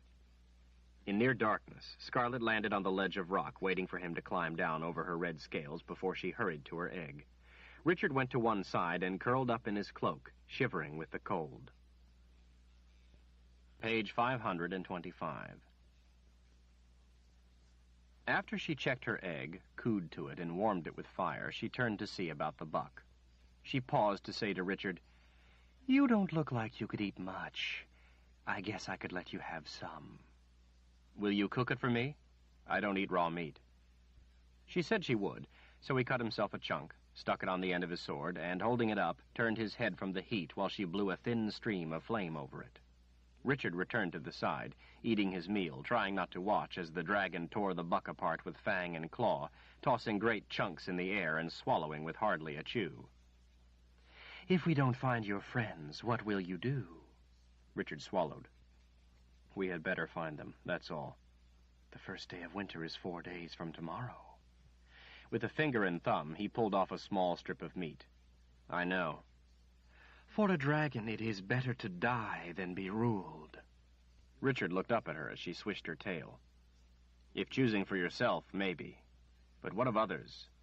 You chose to be ruled, to save your egg, to give it a chance at life." Scarlet grunted without answering and turned once more to her egg, stroking her talons over it. Richard knew that if he couldn't find the last box and stop Rahl, he would have to save everyone else's life. He would have to spare Kaelin the torture of a moored Sith. He would have to agree to help darken Rahl open the right box. Then Kaelin could live the kind of life a confessor was used to. It was desperately depressing, though, that he could help darken Rahl gain unchallenged power over everyone. But what choice did he have? Maybe what Shota said was right. Maybe Zed and Kaelin would try to kill him. Maybe he should be killed for even thinking of helping darken Rahl. If he had to choose, though, he would not let Kaelin be hurt by a moored Sith. He would have to help Rahl. Richard lay back down, too sick at his choices to finish his meal. He put his head against his pack, pulling the cloak around himself, and thought about Kaelin. He was asleep in moments. The next day, Scarlet took him into Dahara, over where she said the boundary used to be, searching the roads and trails. Thin, high clouds filtered the sunlight. Richard hoped his friends wouldn't be this close to darken Rahl, but if Zed had sought the Nightstone before Rahl had destroyed it, and knew he had been at the People's Palace, they would be heading there. The dragon swept low over people they saw, giving them a fright, but they weren't the ones he sought. Near midday, Richard saw them. Zed, Chase, and Kaelin were riding horses on a trail near the main road. He yelled at Scarlet to take them down. The dragon rolled into a banking turn, diving toward the ground, a streak of red. The 3 riders saw them coming, stopped, and dismounted. Scarlet spread her crimson wings, stopping their descent, and set them in a clearing next to the trail. Richard jumped off, running as he hit the ground. The 3 stood, holding the reins to their horses. Chase held a mace in his other hand. Seeing Kaelin overwhelmed Richard with elation. Every memory of her was suddenly true to life in front of him. They stood still as he ran toward them down a short, steep decline in the trail. Richard watched the ground so he wouldn't trip over roots. When he looked up, Wizard's fire was wailing toward him. He froze in surprise. What was Zed doing? The ball of liquid fire was bigger than any he had seen before. It illuminated the trees all around with its blue and yellow flame, shrieking as it advanced. Richard watched, wide-eyed, as it came, tumbling, twisting, expanding. With the fright of what was about to happen, Richard's hand went to the hilt, feeling the word truth press into the flesh of his palm. With a strong pull, he drew the sword, sending metallic ringing into the air. Released, the magic raced instantly through him. The fire was almost there. As he had done when he had been with Shota, he held the sword up, gripping the hilt in one hand, the point in the other, arms locked, holding it before him as a shield. Wrath took him at the thought of Zed betraying them. It couldn't be Zed. The impact drove him back a step. Heat and fire was all around him. The anger of the wizard's fire exploded, scattering back into the air from where it came, and then it was gone. "Zed! What are you doing? Are you crazy? It's me, Richard!" He advanced, angry that Zed would do this, angry from the magic of the sword. The heat of his rage pounded through his veins. Zed, in his simple robes, looking as thin and frail as ever, stood his ground. Chase, bristling weapons, looking as dangerous as ever, stood his. Zed took Kaelin's arm in his stick-like hand and pulled her protectively behind himself. Chase started forward, the look in his eyes as dark as his clothes. Chase, Zed cautioned in a low voice. don't be a fool. Stay where you are. Richard looked from one grim face to another. What's the matter with you three? What are you doing here? I told you not to come after me. Darken Rahl has sent men to capture you. You must turn back. Zed, his white hair in its usual disarray, turned a little to Kaelin, but kept his eyes on Richard. Do you know what he's saying? Kaelin shook her head, pulling some of her long hair back. No, I think it's High Daharan. I don't speak High Daharan. High Daharan? What are you talking about? What are... With a cold wave of understanding, he remembered. It was the enemy web Darken Rahl had put on him. They didn't recognize him. They thought he was their worst enemy. They thought he was Darken Rahl.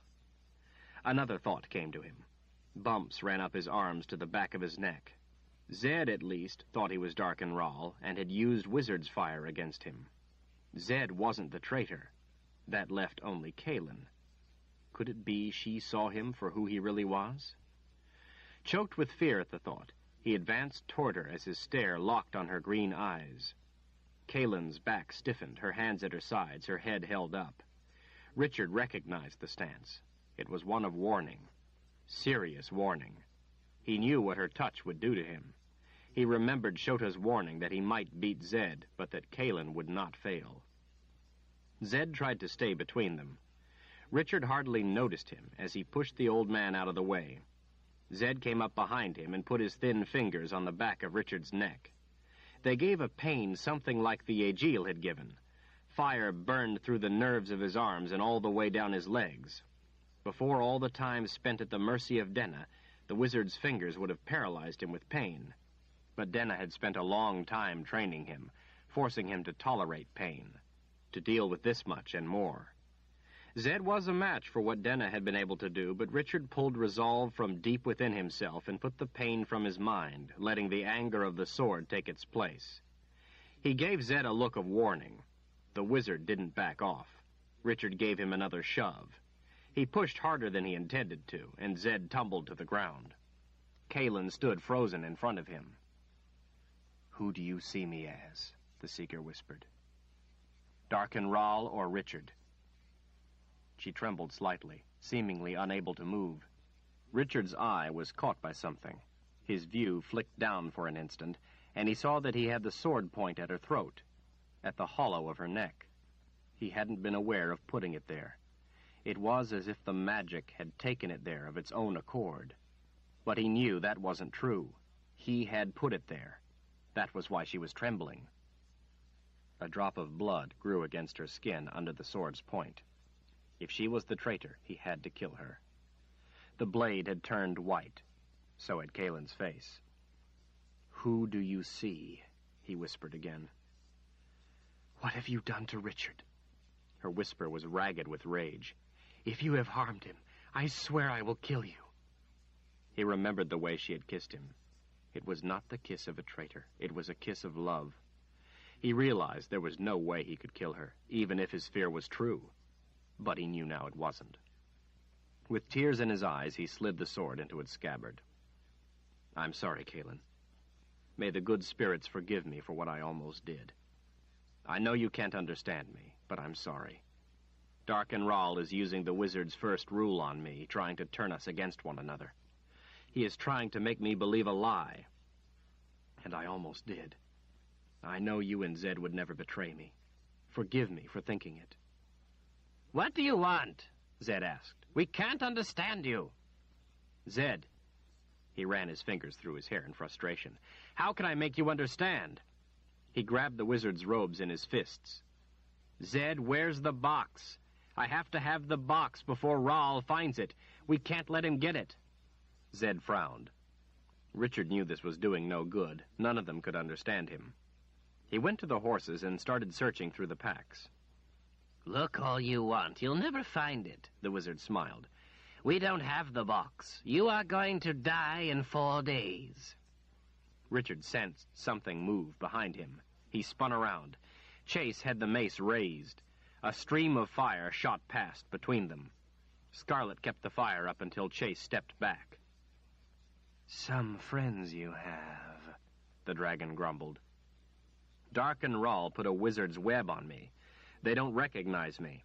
"Well, if you stay with them much longer, they are going to kill you." Richard realized that they wouldn't have the box, not if they were coming to Dahara to save him. They wouldn't have risked taking the box to Rawl. The three of them silently watched him and the dragon. "Scarlet, say something to them. See if they can understand you." The dragon's head swept closer to the three. "This is not Dark and Rawl, but your friend, hidden by a wizard's web. Can any of you understand me?" The three stood mute. Aggravated, Richard stepped closer to Zed. "Zed, please try to understand me. Don't seek the Nightstone. If you do, Rawl will trap you in the underworld. Try to understand." None of the three grasped a word he was saying. He had to get the box first. Then he would come back and protect them from the men Rawl had sent.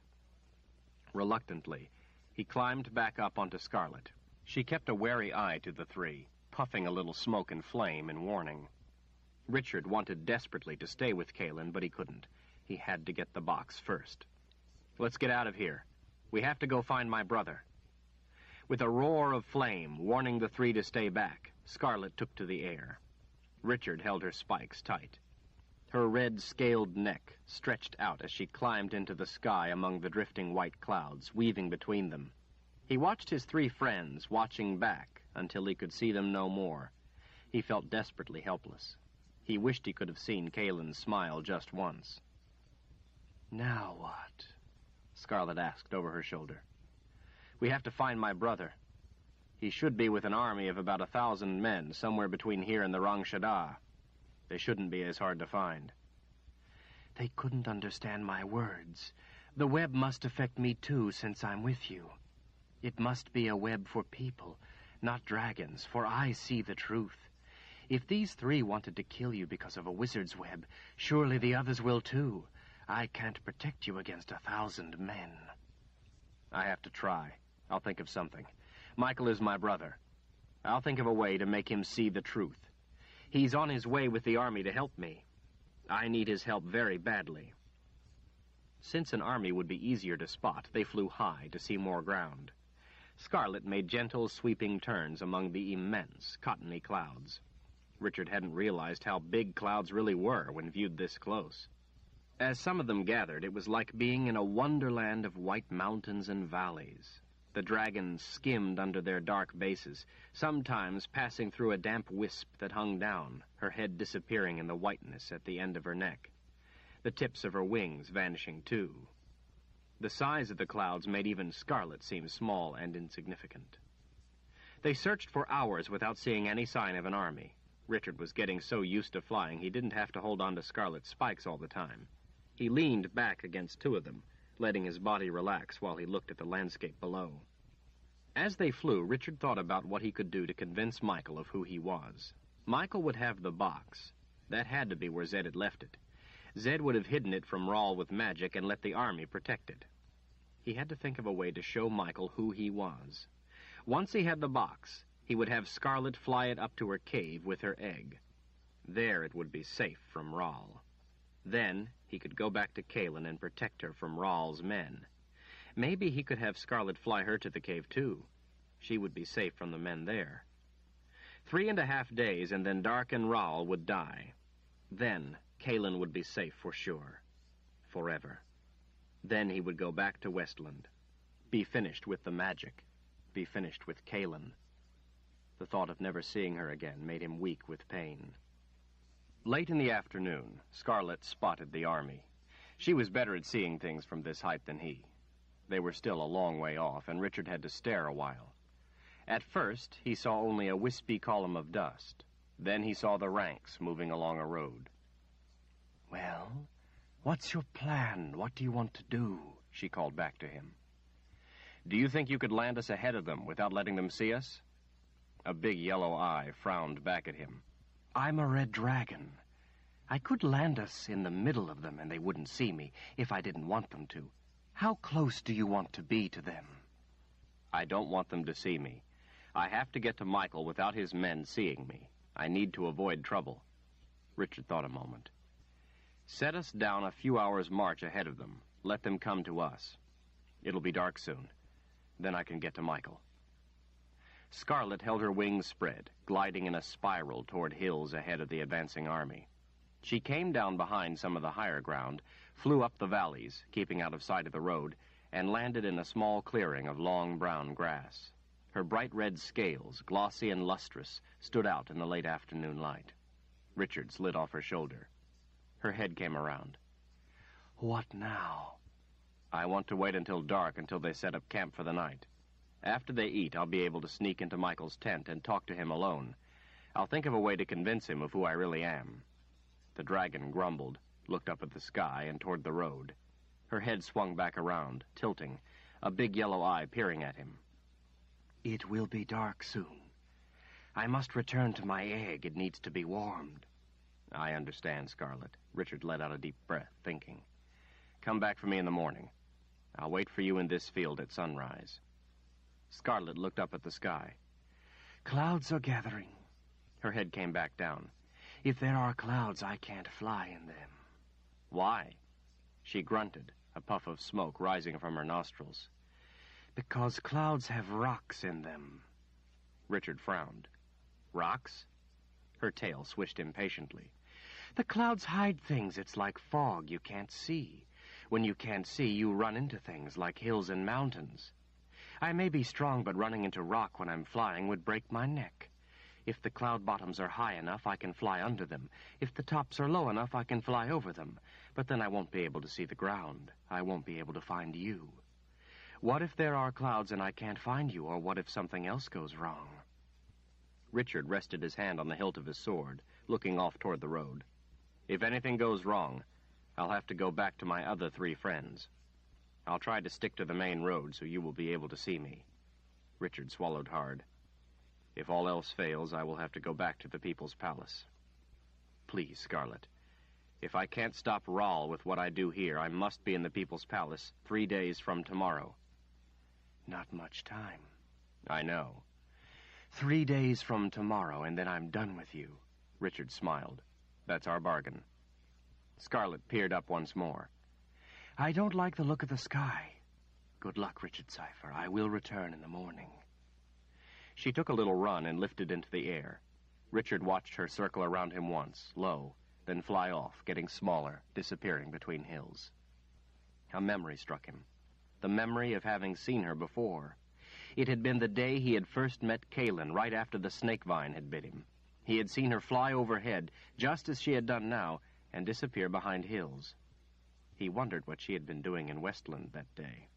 Making his way through the tall, dry grass, Richard hiked to a nearby hill, climbing to the top of its sparsely wooded slope, where he could watch the approaches to the west.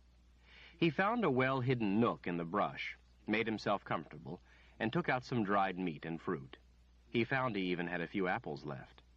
He ate without enjoyment while he watched for the Westland army and his brother, wondering all the while what he could do to convince Michael of who he was. He thought of trying to write it out, or maybe even drawing a picture or a map, but he had doubts that would work. If the enemy web around him changed his spoken words, it would probably change the written ones as well. He tried to think of games they had played when they were young, but none stood out in his mind. Michael hadn't played all that much with him when they were young. Richard remembered that Michael only really liked fighting with play swords. He didn't think pulling his sword on his brother would have the desired effect. But there was one thing he remembered. When they had played at swords, Michael had liked Richard to salute him while on one knee. Would Michael remember that? He had liked it done often. It made him smile more than anything else. Michael called it the loser's salute. When Richard had won, Michael wouldn't give him the salute, and Richard wasn't his match in size at the time and hadn't ever been able to make Michael give the salute. But Michael had made Richard give it often enough. He smiled at the memory, though at the time it had hurt. Maybe Michael would remember. It was worth a try.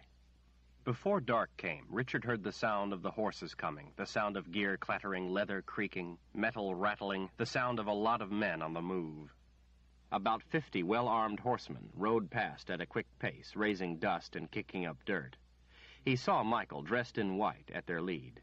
Richard recognized the uniforms, the Heartland crest on each shoulder, the yellow banner with a blue silhouette of a pine tree and crossed swords under it. Each man wore a short sword over his shoulder, had a battle axe hooked to a wide belt, and carried a short spear. Their mail armor, called battle nets, sent sparks of light through the dust.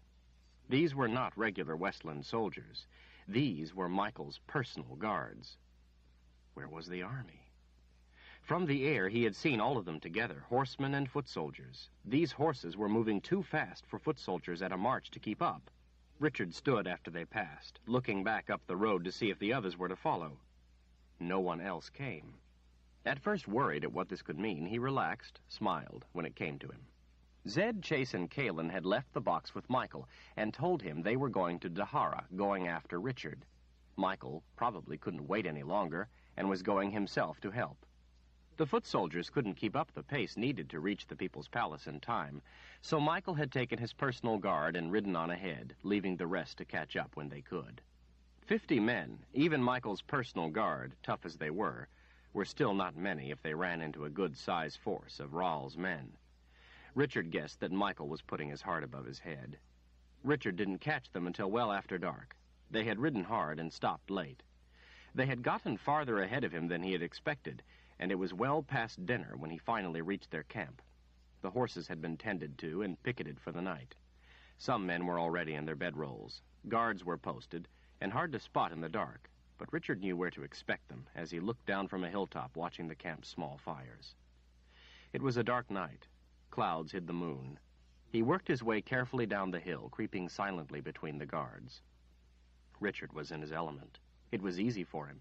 He knew where they were, and they weren't expecting him to be gliding through their midst. He watched them watching and ducked down when they looked his way. Once inside the ring of guards, he made his way to the camp. Michael had made it easy for him. His tent was set off, away from the men. If he had put his tent among his men, it would have been more difficult. Still, there were guards around the tent. Richard studied them for a while, analyzing the weak points, until he found the place where he could pass between them. In the shadow of the tent, the shadow cast by the fires. The guards stayed to the light because they couldn't see anything in the shadow. Richard stalked through the blackness to the tent and squatted down, making himself still, silent, low to the ground. He listened for a long time to determine if anyone was in the tent with Michael. He heard papers being shuffled, and there was a lamp burning, but he heard no one else inside. Carefully, he made a tiny cut with his knife, just enough to see through. He saw Michael's left side to him as he sat at a small, collapsible field table, looking over papers. His head of unruly hair was cradled in one hand. The papers didn't seem to have lines of words on them, and from what Richard could see, they were large, probably maps. He had to get inside, stand tall, drop to one knee, and do his salute before Michael had a chance to raise an alarm. Just inside, below him, was a cot. That was what he needed to hide his entry. Holding the rope taut so the canvas wouldn't jerk back suddenly, Richard cut the tie down in about the center of where the cot sat, then lifted the edge of the canvas a little and rolled carefully underneath it, behind the cot. When Michael turned to a sound, Richard rose up in front of the little table in front of his brother. Richard had a smile on his face at seeing his older brother again. Michael's head snapped to him. The color left his soft cheeks. He leapt to his feet. Richard was just about to do his salute when Michael spoke. "Richard, what are you doing here? It's so good to see you again. We have all been so worried." Richard's smile withered. When the enemy web was put on him, Rawl had said those who honored Rawl would see Richard for who he was. Michael saw him for who he was. Michael was the one who had betrayed him. Michael was the one who allowed him to be captured and tortured by a Mord Sith. Michael was the one who would give Kalin and Zed over to Dark and Rawl. Michael was the one who would give everyone over to Dark and Rawl. His insides turned to ice. Richard could manage no more than a whisper. "Where is the box?" "Ah, you look hungry, Richard. Let me have some dinner brought in for you. We'll have a talk. It's been so long." Richard kept his hand away from the sword for fear he would use it. He sternly reminded himself that he was the Seeker, and that was all that mattered right now. He was not Richard, he was the Seeker. He had a job to do. He could not allow himself to be Richard. He could not allow himself to be Michael's brother. There were more important things right now, much more important. Where is the box? Michael's eyes darted about. The box? Well, Zed told me about it. He was going to give it to me, but then he said something about finding you in Dahara by a stone of some sort, and the three of them went off after you. I told them I wanted to come too to save my brother, but I had to get the men together and prepare, so they started ahead of me. Zed kept the box. He has it. Richard now knew. Dark and Rahl had the third box. Dark and Rahl had spoken the truth. The Seeker suppressed his emotions and made a quick assessment of the situation. The only thing that mattered now was getting to Kaylin. If he lost his head now, she would be the one to suffer. She would be the one at the end of an Ageal. He found himself concentrating on a mental image of Denna's braid. He let himself do it. Whatever worked, he told himself. He couldn't kill Michael, couldn't risk being captured by all those men outside. He couldn't even let Michael know what he knew. That would accomplish nothing and risk others. He took a deep breath and forced a smile. Well, as long as the box is safe, that's what counts. Some of the color returned to Michael's face, bringing with it a smile. Richard, are you all right? You look different. You look like you have been through a lot. More than you could ever know, Michael. He sat down on the cot. Michael returned cautiously to his chair. Dressed in his baggy white trousers and shirt, a gold belt at his waist, he looked like a disciple of Dark and Rahl. Richard noticed the maps his brother had been looking at. Maps of Westland. Maps of Westland for Dark and Rahl. I was in Dahara, just as Zed told you, but I escaped. We have to get away from Dahara, as far away as possible.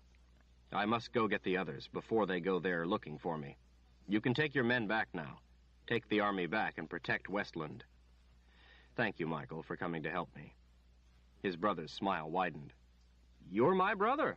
What else was I going to do? With the pain of betrayal burning hotly in him, Richard forced a warm smile.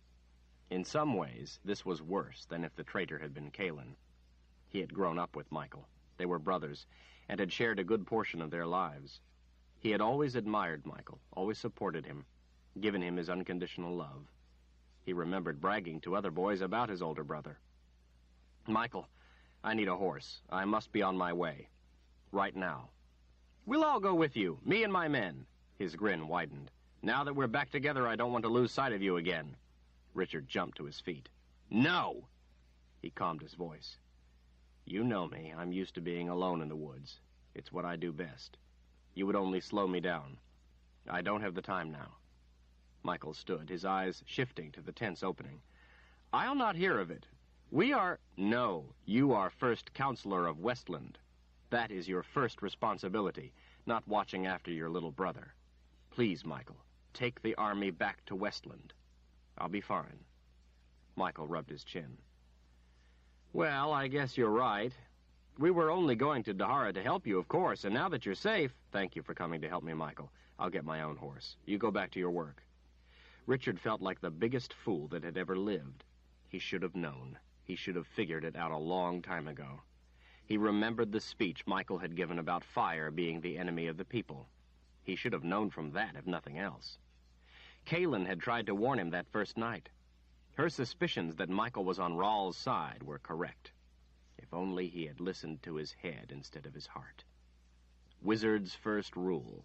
People are stupid. They believe what they want to believe. He had been the stupidest of them all. He was too angry with himself to be angry with Michael. His refusal to see the truth was going to cost him everything. He had no choices left him now. He deserved to die. With wet eyes held on Michael, Richard slowly dropped to one knee and gave the loser's salute. Michael put his hands on his hips and smiled down. You remember. That was a long time ago, little brother. Richard rose. Not so long ago. Some things never change. I always loved you. Goodbye, Michael. Richard gave momentary thought again to killing his brother. He knew he would have to do it with the anger of the sword. He would never be able to bring himself to forgive Michael and make the blade white. For himself, maybe, but for what he had done to Kaylin and Zed, never. Killing Michael wasn't as important as helping Kalin. He couldn't take the risk just to soothe his own stupidity. He went through the tent's opening. Michael followed. "At least stay and have something to eat. There are other things to discuss. I'm still not sure." Richard turned back, looking at his brother standing in front of the tent. A light mist had begun to fall. He realized by the look on Michael's face that he didn't have any intention of letting him go. He was only waiting until he could get to his men for support. "Do it my way, Michael, please. I have to go." "You, men," he called to the guards. "I want my brother to stay with us for his own protection." 3 guards started for him. Richard leapt over the brush and into the blackness of the night. They followed clumsily.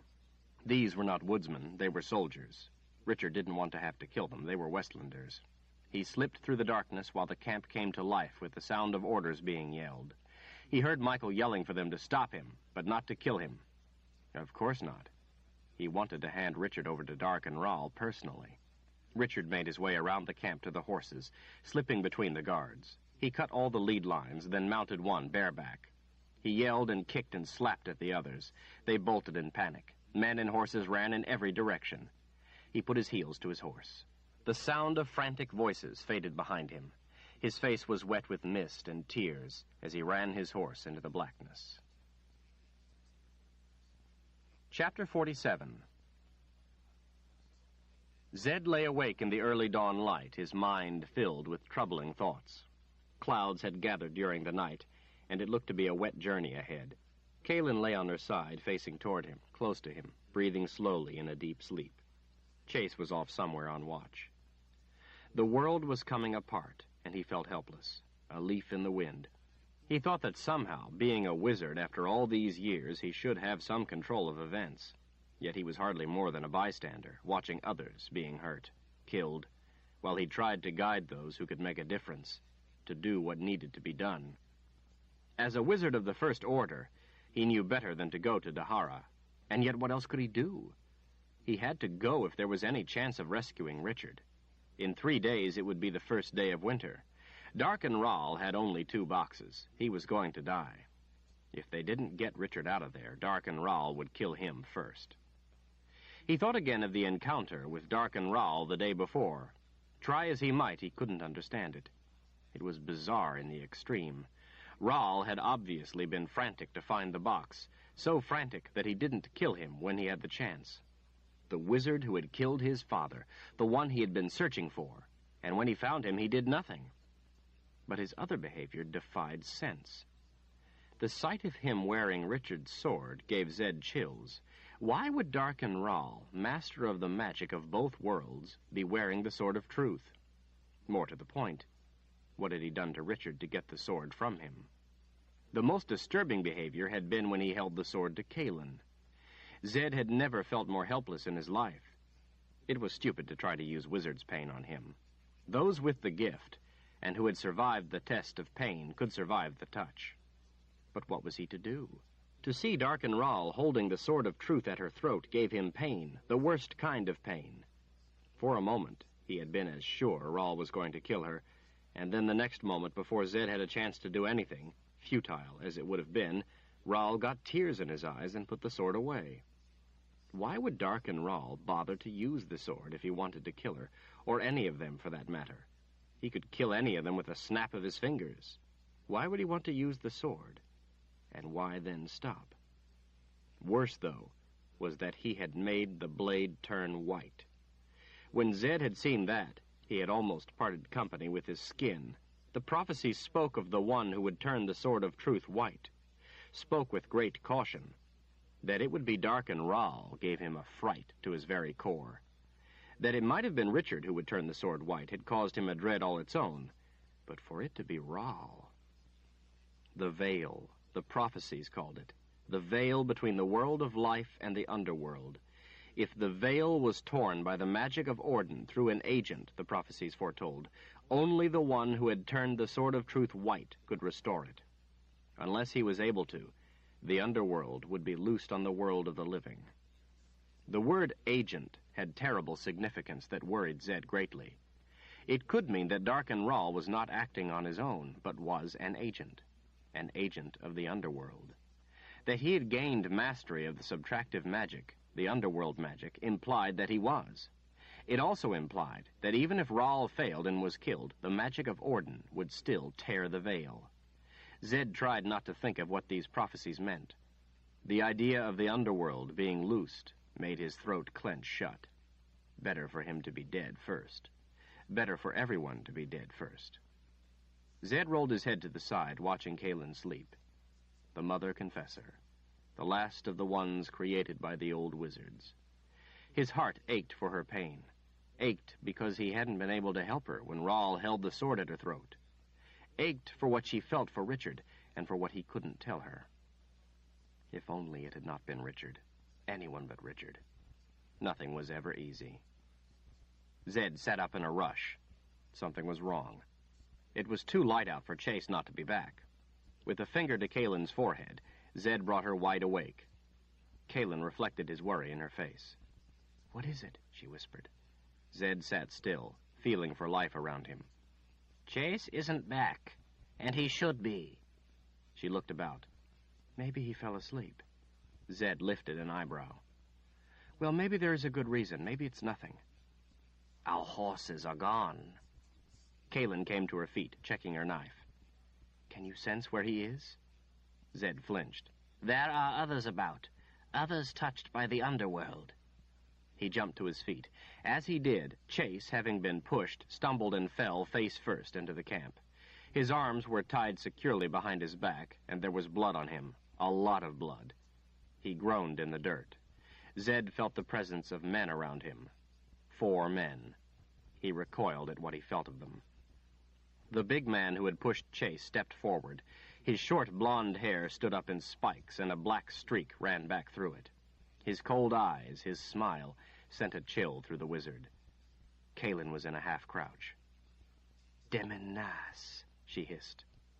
He hooked his thumbs in his belt. "Ah, you've heard of me, Mother Confessor." His wicked smile widened. "I've certainly heard of you. Your friend here has killed 5 of my best men. I'll execute him later, after the festivities. I'd like him to have the enjoyment of watching what we do to you." Kaelin looked about as 3 other men, not as big as Demenas, but bigger than Chase, stepped out of the woods. They were surrounded, but that was not a problem for a wizard. Each of the men was blonde-haired, heavily muscled, and covered in sweat despite the chill to the air. Chase had obviously given them trouble. For now, their weapons were put away. They had no fear of their control of the situation. Their confidence irritated Zed. Their grins made him furious. The early light made the 4 pairs of blue eyes all the more penetrating. Zed knew very well that this was a quad, and he knew very well what it was that quads did to confessors. Very well. His blood boiled at the knowing. There was no way he was going to let that happen to Kaelin, not as long as he was alive. Demenas and Kaelin stared at one another. "Where is Richard?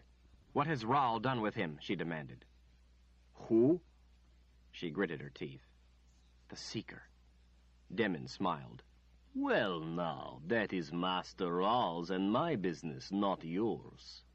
"Tell me," she glared. His smile widened. "You have more important things to worry about right now, Confessor. You are about to give my men a very good time. I want you to keep your mind on that, and make sure they enjoy themselves. The Seeker does not concern you." Zed decided that it was time to stop this before something more happened. He brought his hands up and released the most powerful paralysis web he could marshal. The camp lit with a loud crack of green light as it flashed in 4 directions at once, toward each of the blue-eyed men. The green light hit each man with a hard thud. Before the wizard had time to react, things went terribly wrong. As fast as the green light hit them, it reflected back from each. Too late, Zed realized that they were protected by a spell of some sort, an underworld spell that he hadn't been able to see. From 4 directions at once, the green light hit him. His own web paralyzed him in place. He was frozen tight as stone, helpless. Try as he might, he could not move. Demenas took his thumb out of his belt. "Problem, old man?" Kaelin, a look of rage on her face, stretched her arm out and planted her hand against his smooth chest. Zed braced for the release of her power, for the thunder with no sound. It didn't come. By the look of surprise on Kaelin's face, he knew it should have. Demon Nas brought his fist down and broke her arm. Kaelin fell to her knees with a cry of pain. She came back up with her knife in her other hand, slashing at the man before her. He grabbed her hair with his fist, holding her away. She drove the knife up into the arm that held her. He pulled the knife out and twisted it from her hand. With a toss, he stuck it in a tree. Holding her by the hair, he backhanded her across the face a few times. She kicked and clawed and screamed at him while he chuckled. The other three closed in. "Sorry, Mother Confessor.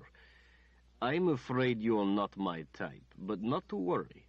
These fellows here will be only too happy to do the honors. Try to wiggle your bottom, though," he sneered. "I'll enjoy that much of it." Demon tossed her by her hair to the other three. They shoved her back and forth among them, slapping her, hitting her, spinning her around roughly until she was too dizzy to stand and fell from one pair of arms to another. She was as helpless as a mouse held by 3 cats. Her hair fell across her face. Kaelin swung her fist at them, too disoriented to make contact. They laughed all the more. One of them slammed his fist into her stomach. Kaelin doubled over, dropping to her knees, convulsed in pain. Another lifted her by her hair. The third ripped the buttons off the front of her shirt. They threw her violently back and forth, tearing her shirt, yanking it off with each throw. When it pulled over her broken arm, she screamed in pain. Zed couldn't even shake with the rage storming through him. He couldn't even close his eyes against the sight of it, close his hearing against the sound of it. Painful memories of having seen this before overlaid themselves on the reality of what was happening now. He couldn't breathe with the pain of those memories. He couldn't breathe with the pain of what was happening now. He would have given his life to free himself. He wished she wouldn't fight them. It was only going to make it worse. But he knew confessors always fought it with everything they had. And what she had, he knew, was not going to be enough. From the prison of his body, as if frozen into stone, Zed railed against his helplessness with everything he had, every spell, every trick, every power he possessed. It was not enough. He felt tears running down his cheeks. Kaelin screamed when one of the men tossed her by her broken arm into the powerful arms of the other two. With her lips pulled back over gritted teeth, she twisted and kicked against them while they held her tight by her arms and hair. The third man unbuckled her belt and tore open the buttons. She spat at him, screamed curses at him. He laughed as he yanked and pulled her pants down her legs, stripping them inside out over her feet. The other two had their arms full, holding her. She was almost more than they could handle. Had her arm not been broken, they might not have been able to hold her. One of them twisted it brutally, making her scream. The two holding her jerked her head back by her hair, while the third put his lips and teeth to her neck, biting her. Pawing her with one hand, he undid his belt and unfastened his pants with the other. He put his mouth over hers, suffocating her screams, while his thick fingers moved from her breasts to the darkness between her legs. His pants dropped. His leg forced her thighs open. She grunted against his mouth with the effort of trying to prevent what he was doing, but she could not. His thick fingers groped and wormed into her. Her eyes opened wide. Her face was red with rage. Her breast heaved with ire. "Put her on the ground and hold her down," he growled. Kaelin's knee came up into his groin. He doubled over with a groan while the other two laughed. There was fire in his eyes as he straightened. His fist cut her lip open. Blood gushed over her chin. Chase, his arms still tied securely behind him, crashed head first into the man's middle. They both fell to the ground, the pants around the man's ankles tripping him up, and before he could react, Chase clamped his thighs around the man's thick neck. His blue eyes bulged. The boundary warden rolled onto his side, pulling the head back sharply. There was a loud pop, and the man went limp. Demon Nas kicked Chase in the ribs and head until he didn't move anymore. Seemingly from mid-air, fur and fangs landed on Nas. The wolf growled savagely as he tore at the big man. They tumbled to the ground, rolling over in the dirt through the fire. A knife flashed through the air. "No!" Kaelin screamed. "Brophy, no! Get away!" It was too late. The knife slashed into the wolf with a sickening thud as the fist holding it slammed against the ribs. Over and over, Nas tore the wolf open. In moments, it was over. Brophy lay sprawled on the ground, his fur matted with blood. His legs jerked a little, then were still.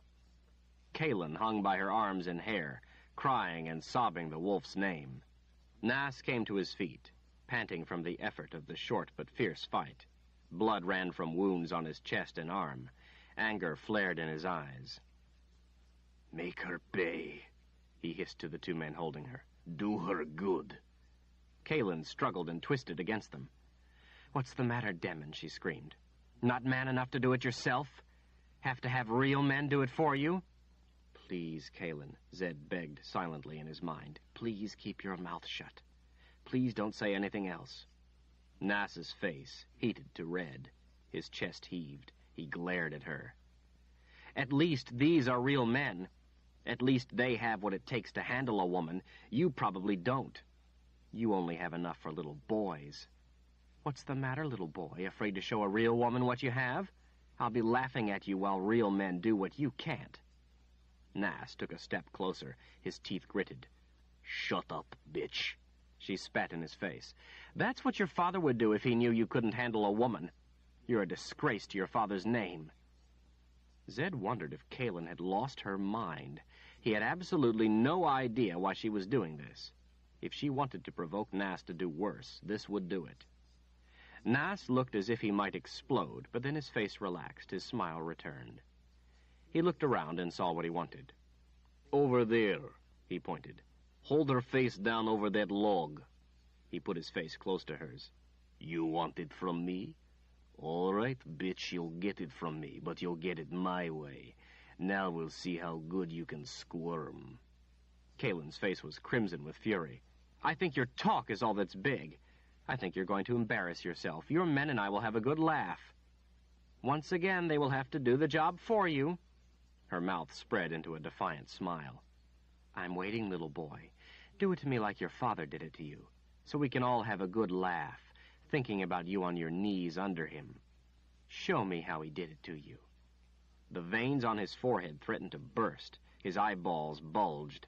Nas's hand sprang to her throat, tightening, lifting her. He shook with rage. His grip tightened, choking her. "Commander Nas," one of the men cautioned in a low voice, "you're going to kill her." Dimon looked up, glaring at the man, but then relaxed his grip. He looked back to Kaelin. "What does a bitch like you know of anything?" "I know you're a liar.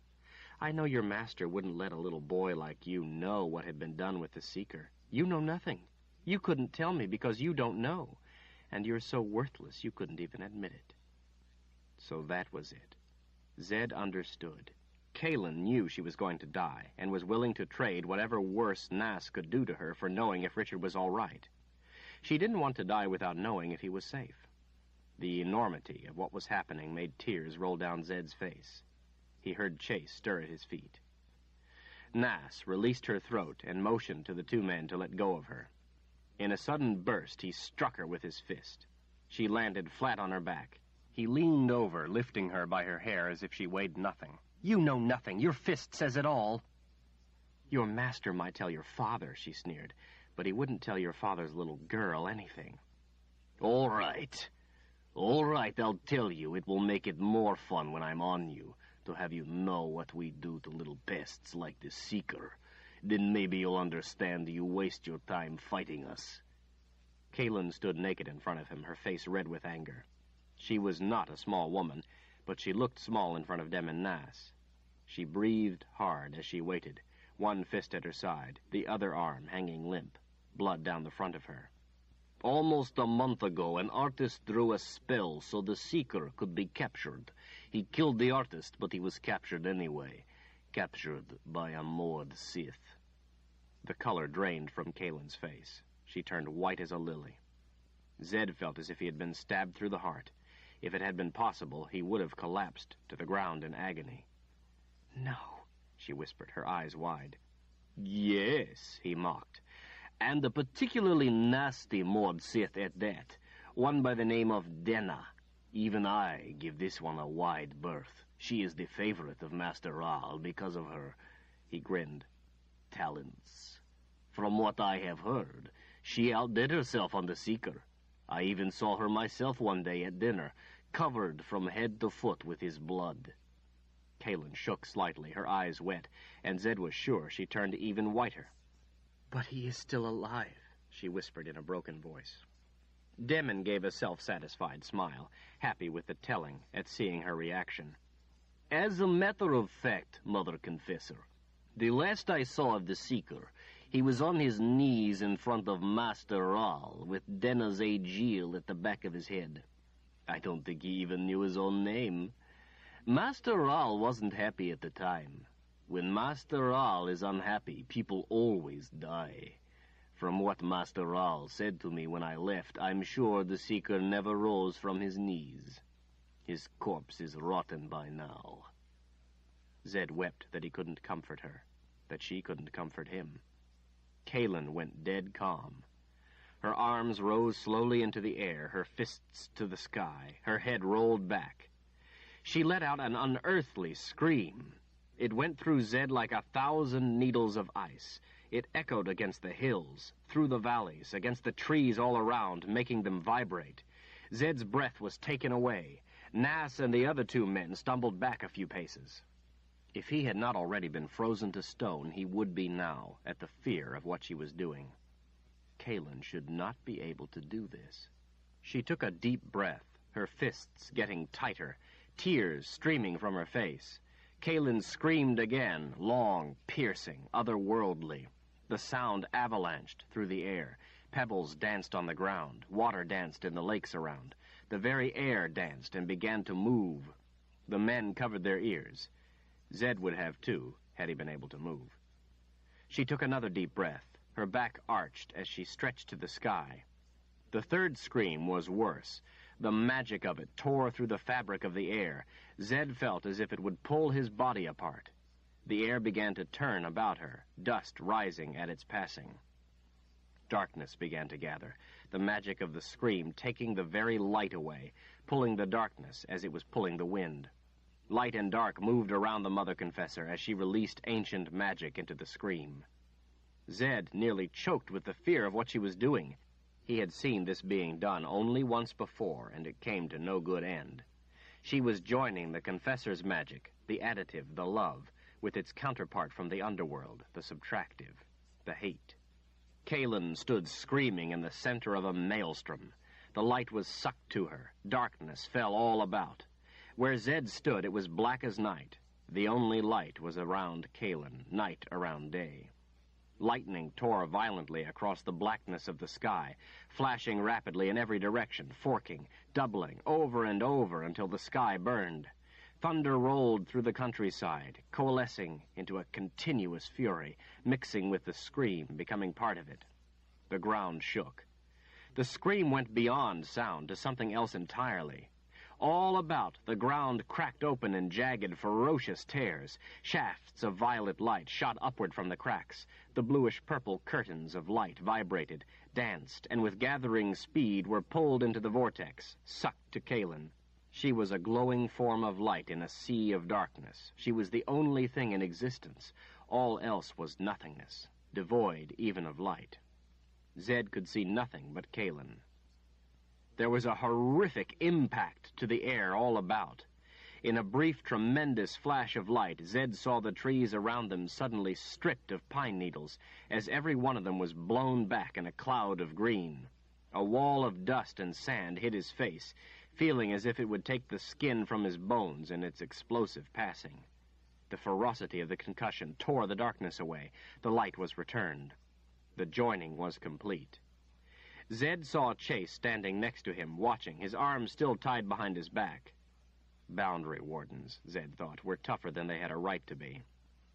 Pale blue light coalesced into a jagged egg shape around her, gathered in intensity, purpose, and somehow violence. Kaelin turned. One arm, the broken one, came down to her side. The other arm stopped halfway down, her fist reaching toward the wizard. The blue light bled from the ring that surrounded her into one spot where her fist was. It seemed to fuse, and in a sudden release blasted in a line of light through the space between them. With a solid strike, it hit him, lighting him at contact, as if he were connected to Kalen by a thread of living light. It bathed him in the pale blue glow. The wizard felt the familiar touch of additive magic, and the unfamiliar tingle of the subtractive underworld magic. He was thrown back a step. The web that held him shattered. He was free. The line of light extinguished itself. Zed turned to Chase and parted the ropes with a quick spell. Chase gave a grunt of pain at having his arms free. "Zed," he whispered, "what in the name of the prophets is going on? What has she done?" Kalen ran her fingers through the pale blue light that vibrated around her, stroking it, caressing it, bathing in it. Demon Nas and one of his men watched her but held their ground, waiting. Her eyes gazed at things they couldn't see. Her eyes were in another world. Her eyes, Zed knew, were seeing the memory of Richard. "It's called the Kondar, the Blood Rage." Zed looked slowly from Kalen to the boundary warden. "It's something only a few of the strongest confessors can do, and she should not be able to do it at all." Chase frowned. "Why not?" "Because it must be taught by her real mother. Only the mother can teach how to bring it on, if there be call enough. It's an ancient magic, ancient as the confessor's magic, part of it, but rarely used. It can only be taught after the daughter reaches a certain age. Kalen's mother died before she could teach her. Addie told me. Kalen should not be able to do this, yet she has. That she could do it without having been taught by instinct and desire alone speaks to very dangerous things in the prophecies." "Well, why didn't she do it before? Why didn't she put a stop to what was happening before now?" "A confessor can't invoke it for herself, only on behalf of another. She has invoked it on behalf of Richard, on the rage at his murder. We are in a great deal of trouble." "Why?" "The Kondar is invoked for vengeance. Confessors who invoke it rarely survive. They give their lives over to the goal, give their lives to carry out the vengeance. Kalen is going to use her power on Darken Ral." Chase stared in shock. "You told me her power can't touch him, can't take him." "It couldn't before. I don't know if it can now, but I doubt it. Nonetheless, she is going to try. She is in the grip of the Kondar, the Blood Rage. She doesn't care if she dies. She is going to try. She is going to touch Darken Ral, even if it's futile, even if it kills her. If anyone gets in her way, she will kill them, without a second thought." He put his face closer to Chase to make his point. "That includes us." Kalen was curled almost into a ball against the ground, her head bowed, her hands on opposite shoulders, the pale blue light tight around her. She stretched slowly to her feet, pushing through the light, as if she were emerging from an egg.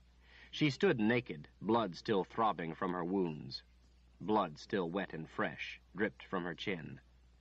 But her face showed the pain of wounds other than the ones on her body.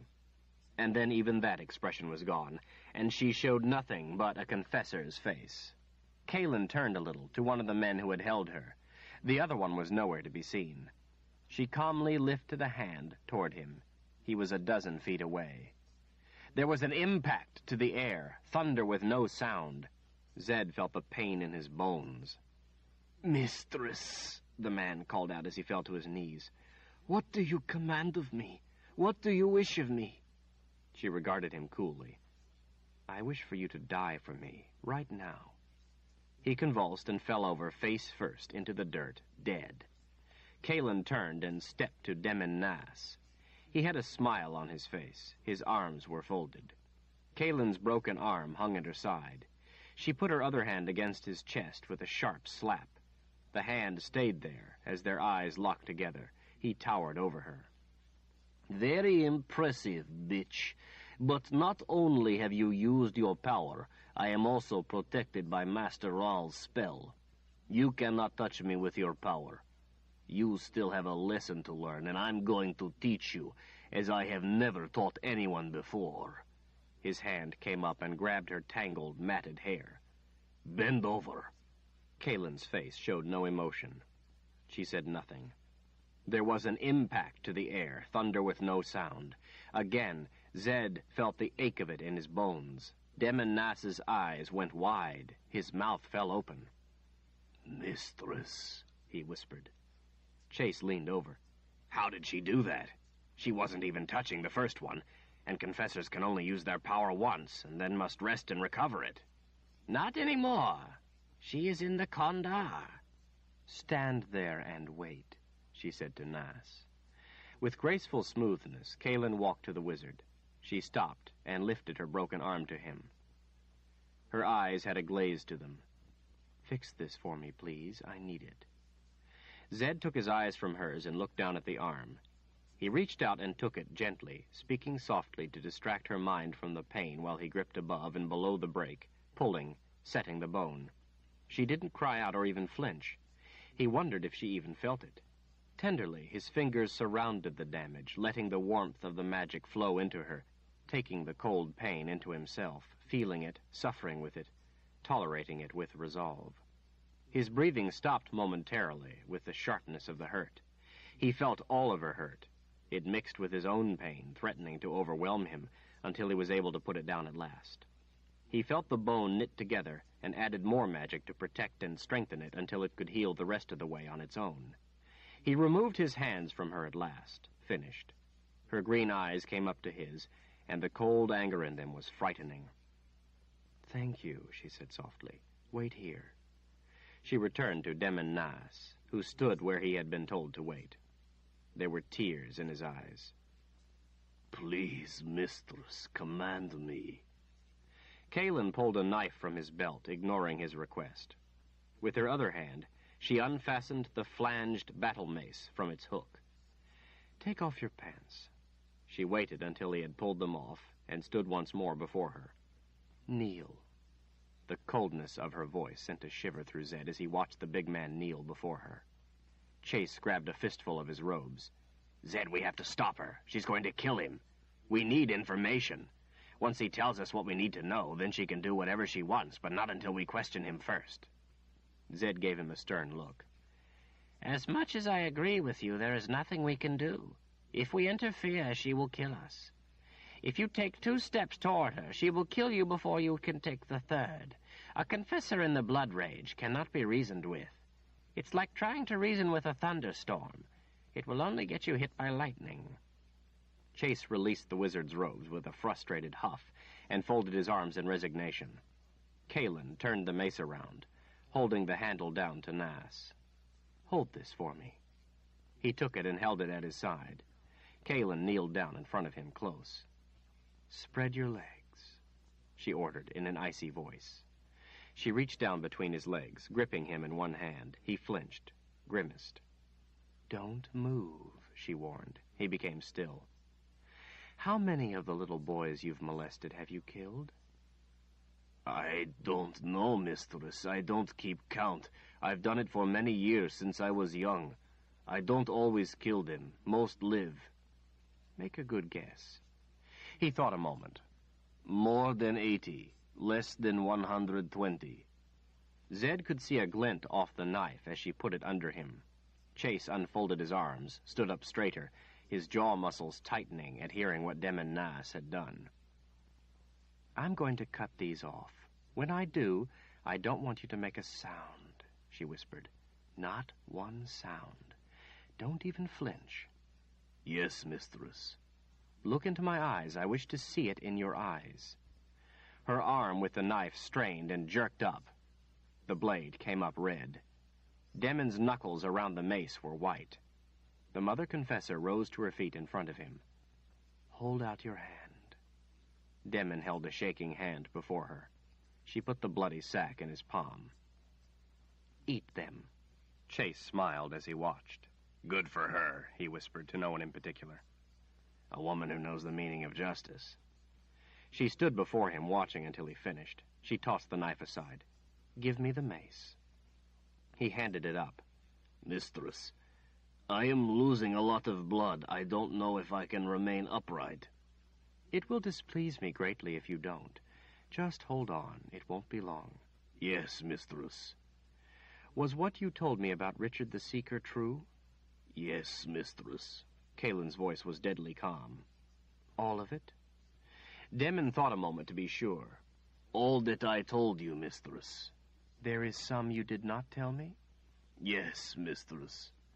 I did not tell you that Maud Sith Denna also took him as her mate. I presume so that she might hurt him more. There was an eternity of silence. Kalen stood motionless over Demon. Zed could hardly breathe with the pain, could hardly breathe past the lump in his throat. His knees shook. Kalen's voice came so soft, Zed could hardly hear it. And you are sure he is dead? I did not see him killed, mistress, but I am sure. Why is that? It looked to me as if Master Rahl was in the mood to kill him, and even if he didn't, Denna would have. That is what Maud Sith do. Mates of Maud Sith do not live this long. I was surprised he was still alive when I left him. He looked to be in bad shape. I have not seen a man have the aegil put to the base of his skull that many times and still be alive. He cried your name. The only reason Denna hadn't allowed him to die before that day was because Master Rahl wanted to talk to him first. While I did not see it with my own eyes, mistress, I am sure. Denna held him with the magic of his sword. There could be no escape for him. She had him for a lot longer than is usual. She hurt him more than is usual. She held him on the cusp between life and death longer than is usual. I have never seen a man last as long as he had.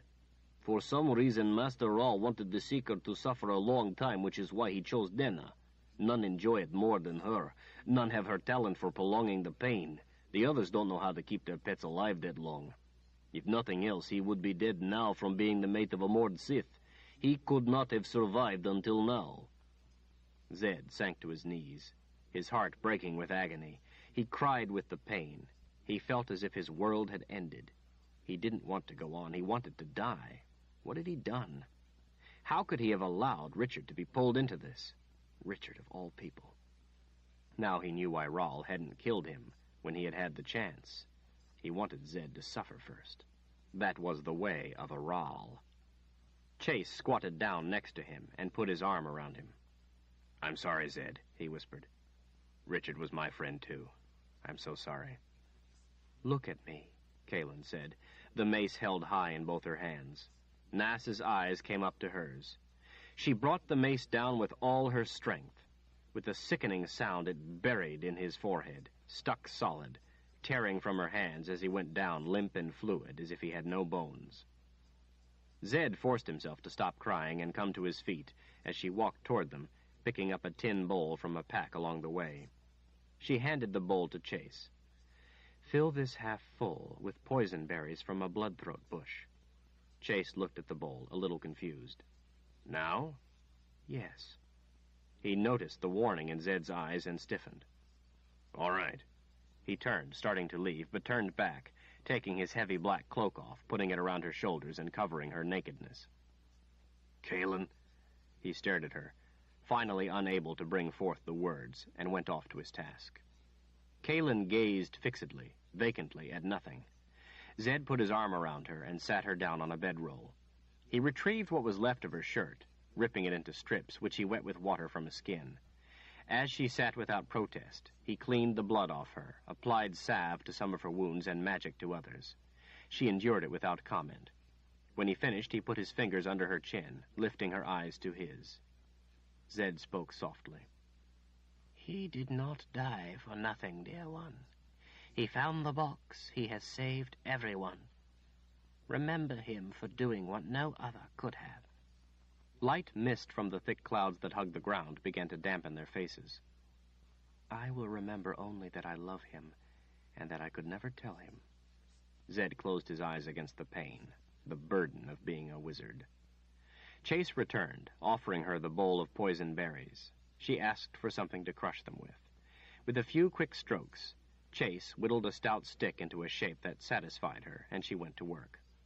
She stopped as if she thought of something and looked up at the wizard, her green eyes ablaze. "Darken Rahl is mine." It was a warning, a threat. He nodded to her. "I know, dear one." She went back to crushing, a few tears running down her face. "I'm going to bury Brophy," Chase said softly to Zed. "The others can rot." Kalen crushed the red berries into a paste, adding a little ash from the fire. When she was finished, she had Zed hold a little mirror for her while she applied it in the pattern of the Kondar, twin lightning bolts, the magic guiding her hand. Starting from the temple on each side, in a mirror image of each other, the top part of each bolt zigzagged over the eyebrow, the center lobe of each passed over an eyelid, with the bottom zigzag over the cheekbones, finally terminating in a point at the hollow of each cheek. The effect was frightening, and meant to be. It was a warning to the innocent, a vow to the guilty. After she had brushed the tangles from her hair, she pulled her confessor's dress from her pack, took the cloak off, and slipped on the dress. Chase returned. Kalen handed him his cloak, thanking him. "Wear it," Chase said. "It's warmer than yours." "I am the Mother Confessor. I will wear no cloak." The boundary warden didn't argue. "The horses are gone, all of them." She gave him an indifferent look. "Then we will walk. We will not stop at night. We will keep going. You may come if you wish, if you do not slow me down." Chase raised an eyebrow at the unwitting insult, but let it drop. Kalen turned and started off without picking up any of her things. Chase looked over at Zed, letting out a noisy breath. He bent to collect his things. "I'm not leaving without my weapons." "We better hurry before she gets too far ahead. She won't wait for us." The wizard picked up Kalen's pack, stuffing gear into it. "We better at least grab some of our supplies." He smoothed a wrinkle on the pack. "Chase, I don't think we are going to return from this. The Kondar is a suicide venture. You have a family. There is no need for you to go." Chase didn't look up. "What's a Mord Sith?" he asked quietly. The wizard swallowed hard, his hands gripping the pack so firmly they shook. "Mord Sith are trained from a young age in the art of torture and the use of a merciless weapon of pain called an Agil.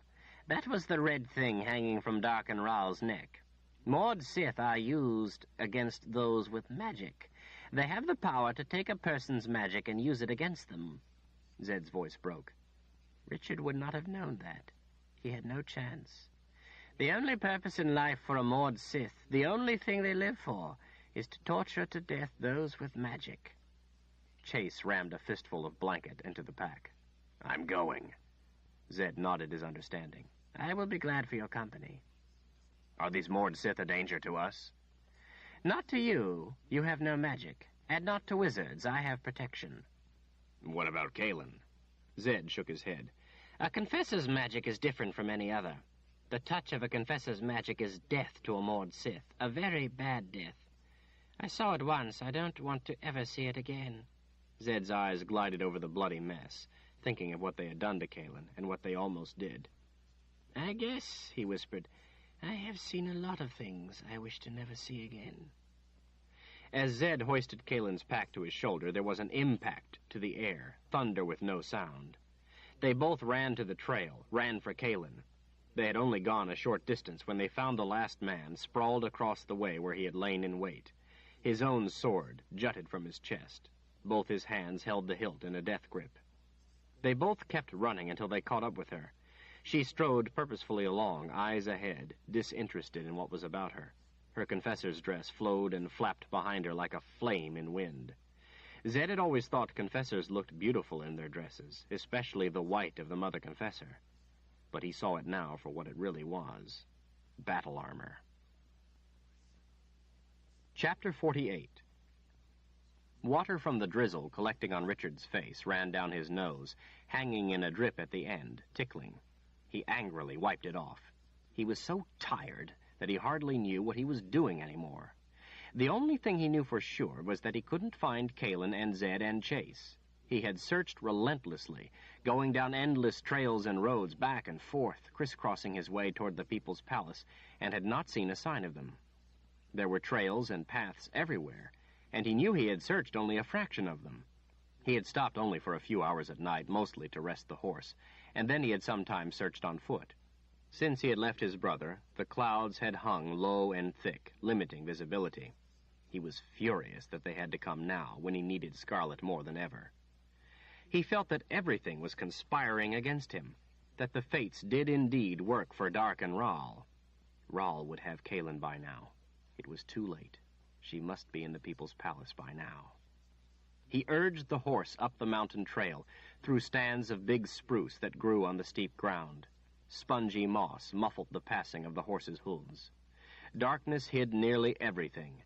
As he rode higher through the mist and darkness, the trees thinned, exposing him to the cold wind coming up the slope. It flapped his cloak and moaned in his ears. Black patches of cloud and mist blew across the trail. Richard pulled his hood up against the elements. Although he couldn't see anything, he knew he had reached the top of the mountain pass and was starting down the opposite side. It was deep in the night. The dawn would bring the first day of winter, the last day of freedom. Finding a small shelter of overhanging rock, Richard decided to get a few hours' sleep before the dawn that would be his last. He wearily slid off the horse's wet back and tethered it to a nearby scrub pine that hunched among long grass. He didn't even take his pack off, but simply rolled himself in his cloak under the rock and tried to sleep, thinking of Kaelin, thinking of what he would have to do to keep her out of the hands of a moored Sith. After he finished helping Dark and Rahl open the box that would give him the power he sought, Rahl would kill him. Despite Dark and Rahl's assurance that Richard would be free to go about his life, what life could he have after he was touched by Kaelin's power? Besides, he knew Rahl was lying. Rahl intended to kill him. He hoped only that his death would be quick. He knew his decision to help Dark and Rahl meant that Zed would die too, but it meant that many more would live under the brutal rule of Dark and Rahl, but live nonetheless. Richard couldn't bear the thought of being responsible for everyone and everything dying. Rahl had told the truth about Richard being betrayed, and he probably was telling the truth about knowing which box would kill him. Even if he was lying, Richard couldn't risk everyone on that one chance. Richard had run out of options. He had no choice but to help Dark and Rahl. His ribs still hurt from what Denna had done to him. It was still hard to lie down and still hurt to breathe. His sleep brought the nightmares he had had every night since leaving the People's Palace, the nightmares of the things Denna had done to him, the nightmares he had promised her he would have.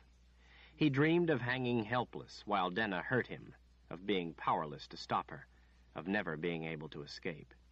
He dreamed of Michael standing there watching. He dreamed of seeing Kaelin being tortured, and Michael watching that, too. He came awake, drenched in sweat, shaking with fear, heard himself whimpering with the terror of the dreams. Sunlight was slanting sideways under the overhang of the rock. The orange sun was just breaking above the horizon to the east. Richard stood and stretched the cramps from his muscles, surveying the dawn on the first day of winter. He was high on a mountain. The surrounding peaks thrust themselves above a blanket of clouds below that stretched off before him to the eastern horizon, like a sea of gray tinged in orange. The sea of clouds was unbroken except for one thing, the People's Palace. Touched by the sunlight in the far distance, it rose proud on its plateau, standing above the clouds, waiting for him. A cold feeling ran through his gut. It was a long way off. He had misjudged how far he was from it. It was a lot farther than he had thought. He had no time to waste. When the sun was at its zenith, the boxes could be opened. As he turned, movement caught his eye. The horse let out a terrified neigh. Howls split the morning silence. Hardhounds. Richard drew his sword as they poured over the rock. Before he could start for the horse, the hounds took it down.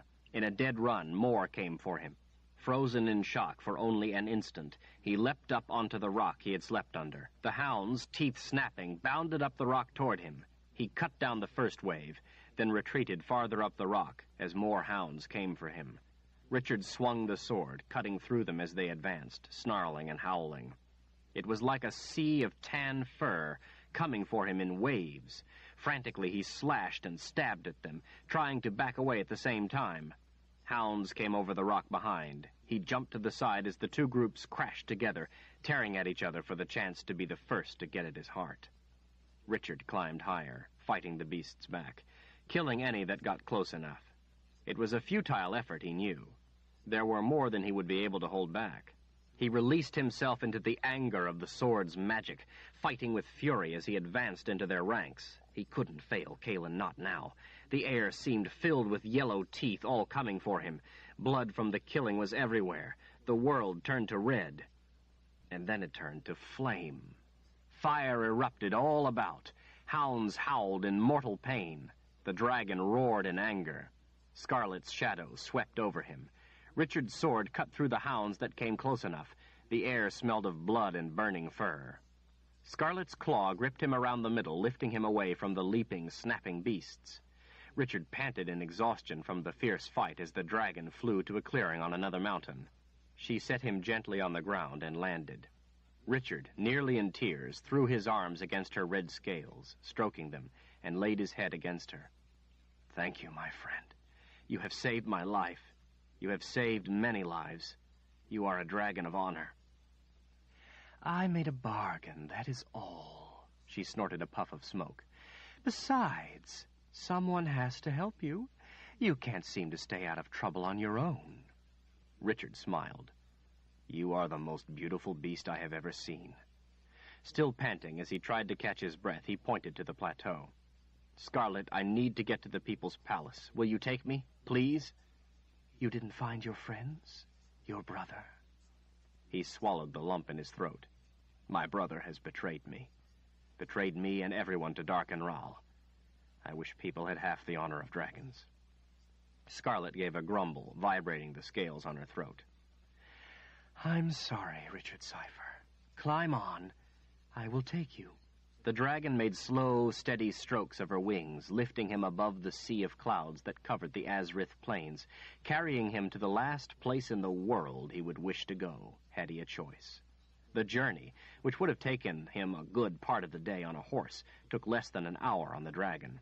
She folded her wings back, diving toward the plateau. The wind tore at his clothes as she plunged downward. From the air, Richard could see how big the people's palace really was. It was hard to believe it had been made by men. It seemed beyond even a dream.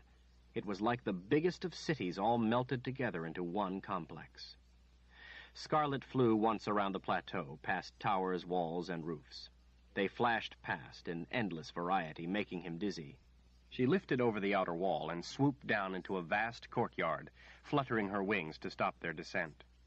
There were no guards, no people to be seen. Richard slid down her red scales, landing on his feet with a thump. She swept her head about, then tilted it down, gazing at him. Her ears swiveled forward. "Are you sure you want me to leave you here?" Richard nodded, casting his eyes to the ground. Scarlet snorted. "Then the 6 days are at an end. Our bargain is at an end. The next time I see you, you will be fair game." Richard smiled up at her. "Fair enough, my friend. But you'll not get the chance. Today I am going to die." Scarlet watched him with one yellow eye. "Try not to let that happen, Richard Cipher. I would still like to eat you." Richard's smile widened as he rubbed a glossy scale. "Take care of your little dragon when it hatches. I wish I had had a chance to see it. It will be beautiful too, I know. I realize you hate flying men about, because it's against your will. But thanks for letting me know the joy of flying. I considered it a privilege." She nodded. "I like flying, too." She let out a puff of smoke. "You are a rare man, Richard Cipher. I have never seen one the match of you." "I am the seeker, the last seeker." She gave another nod of her big head. "Take care, seeker. You have the gift. Use it. Use everything you have to fight. Don't give in. Don't let him rule you. If you are to die, die fighting with everything you have, everything you know. That is the way of a dragon." If it were only that easy. Richard looked up at the red dragon. "Scarlet, before the boundary came down, did you carry Darken Ral into Westland?" She gave a nod. "A number of times." "Where did you take him?" "To a house, bigger than the other houses. It was made of white stone with slate roofs. One time, I took him to another, a simple house. He killed a man there. I heard the screams. And once to another simple house." Michael's house, and his father's, and his own. Page 552. With the pain of hearing it, Richard looked down at his feet, nodding. "Thanks, Scarlet." He fought back the lump in his throat and looked back up. "If Darken Ral ever tries to rule you again, I hope your little dragon will be safe, and you will be able to fight to the death. You are too noble to be ruled." Scarlet gave a dragon's grin and lifted into the air. Richard watched as she circled overhead, looking down at him. Her head turned to the west, and the rest of her followed. Richard watched a few minutes as she became smaller in the distance. He turned to the palace. Richard eyed the guards at an entrance, prepared for a fight, but they only gave a polite nod. A guest returning. The vast halls swallowed him. He knew the general direction of the garden room where Rahl kept the boxes and headed that way. For a long time he didn't recognize the halls, but after a time some of them started looking familiar. He recognized the arches and columns, the devotion squares. He passed the hall where Denna's quarters were. He didn't look down it as he walked past the intersection. His mind was in a daze, overpowered by the decision he had made. He was overwhelmed by the very idea of being the one who would deliver the power of Orden to darken Rahl. He knew he would be saving Kalin from a worse fate, and many others from death, but he still felt like a traitor. He wished it could be anyone but him who would help Rahl, but no one else could. Only he had the answers Rahl needed. He stopped at a devotion square with a pool and watched the fish gliding through the water as he stared at the ripples. Fight with everything he knew, Scarlet had said. What would that gain him? What would that gain anyone? The same in the end, or worse. He could gamble with his own life, but not with everyone else's, not with Kalin's. He was here to help darken Rahl, and that was what he had to do. His mind was made up. The bell for devotion tolled. Richard watched people gather around and bow down as they began chanting. 2 Mord Sith dressed in red leather approached and eyed him standing there. This was no time for trouble. He went to his knees, touched his forehead to the tile, and began chanting the devotion. Since he had already decided, there was no reason to think, and he let his mind go empty. Master Rahl, guide us. Master Rahl, teach us. Master Rahl, protect us. In your light we thrive. In your mercy we are sheltered. In your wisdom we are humbled. We live only to serve. Our lives are yours. He chanted over and over, letting himself go, letting his worry go. His mind calmed as he sought the peace within and joined with it. A thought caught the words in his throat. If he was going to give a devotion, it was going to be one that meant something to him. He changed the words. Kalin, guide me. Kalin, teach me. Kalin, protect me. In your light I thrive. In your mercy I am sheltered. In your wisdom I am humbled. I live only to love you. My life is yours. The shock of realization made him sit bolt upright on his heels, his eyes wide. He knew what he must do. Zed had told him that most of the things people believed were wrong. Wizard's first rule. He had been the fool long enough, listened to others enough. He avoided the truth no longer. A smile spread on his face. He stood. He believed with all his heart. Excited, he turned, stepping among the people chanting the devotion on their knees. The 2 Mord Sith rose. They stood, grim-faced, shoulder to shoulder, blocking his way. He jerked to a halt. The one with blonde hair and blue eyes brought her Aegil up in a menacing posture, waving it in front of him. No one is allowed to miss a devotion. No one. Richard returned the threatening glare. I am the Seeker. He lifted Denna's Aegil in his fist. Mate to Denna, I am the one who killed her with the magic by which she held me. I have said my last devotion to Father Rahl. The next move you make will determine if you live or die. Choose. An eyebrow lifted over a cold blue eye. The 2 Mord Sith glanced at each other, then stepped aside.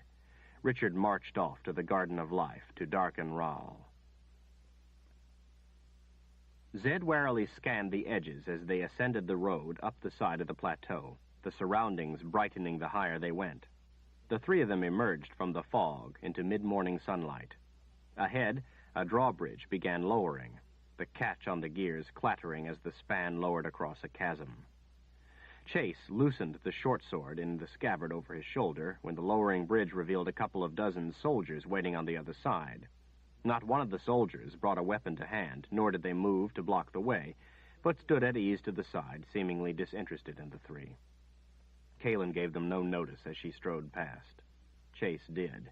He looked like a man about to preside over a slaughter. The guards nodded and smiled politely. The boundary warden leaned a little closer to Zed, but kept his eyes on the well-armed soldiers. I don't like this. It's too easy. Zed smiled. If Darkenral is to kill us, he must first let us get to where we are to be killed. Chase frowned over at the wizard. That doesn't make me feel any better. Zed put his hand on Chase's shoulder.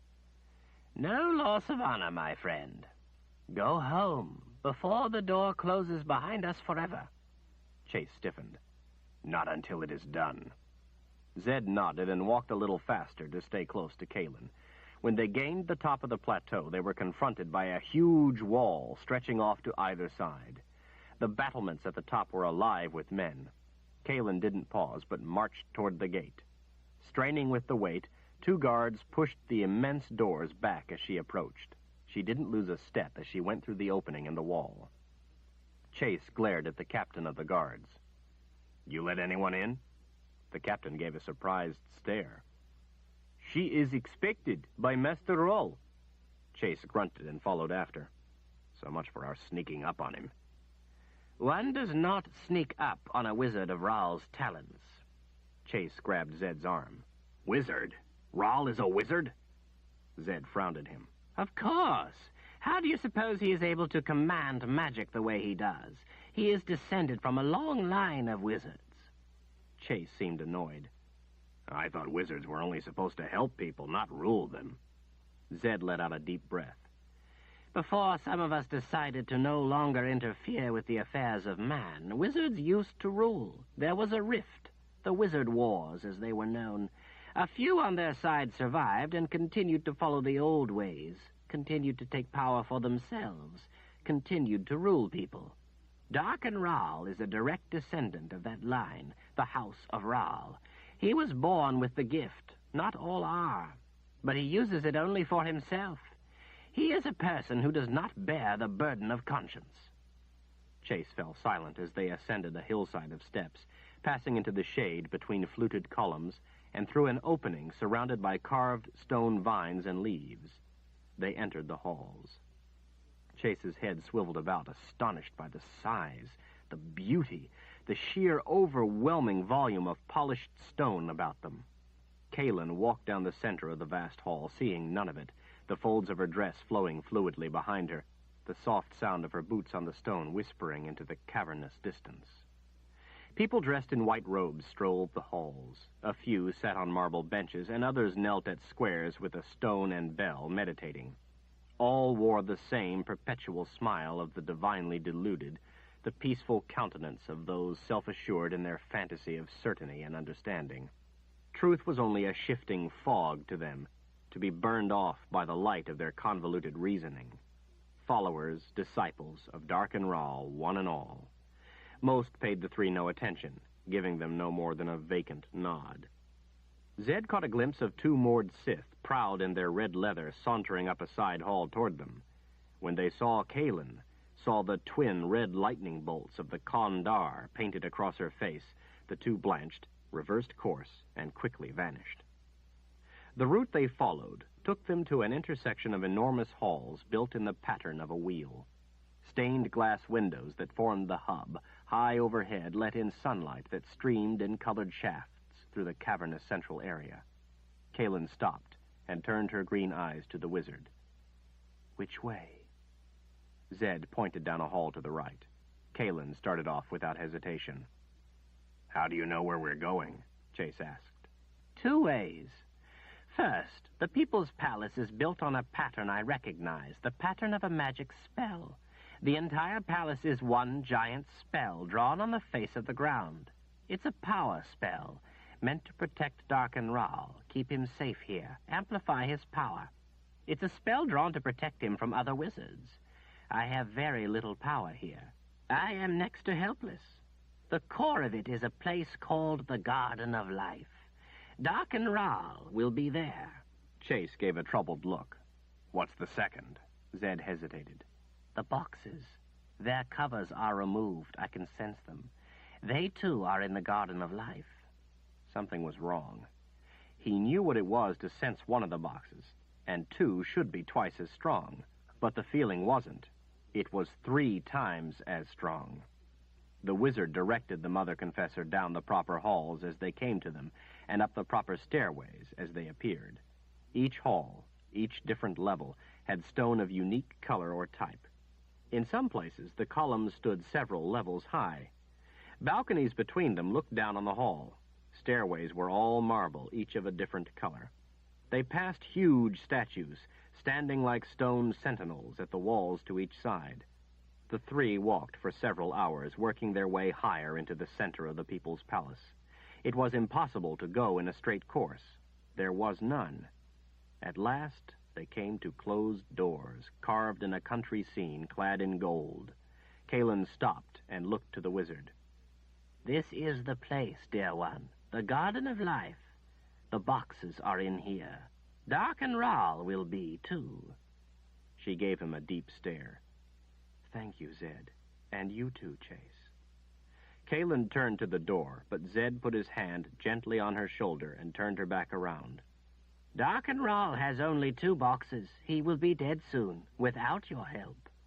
Her eyes were cold fire in the heart of the sharp red lightning bolts drawn on her resolute face. "Then I have no time to waste." She pushed the doors open and strode into the Garden of Life. Chapter 49. The fragrance of flowers engulfed them as they stepped into the Garden of Life. Zed knew immediately that something was wrong. There was no doubt. All 3 boxes were in the room. He had been wrong. Rahl did have all 3. He sensed something else, too, something out of place, but with his power diminished, he couldn't put his trust in the feeling.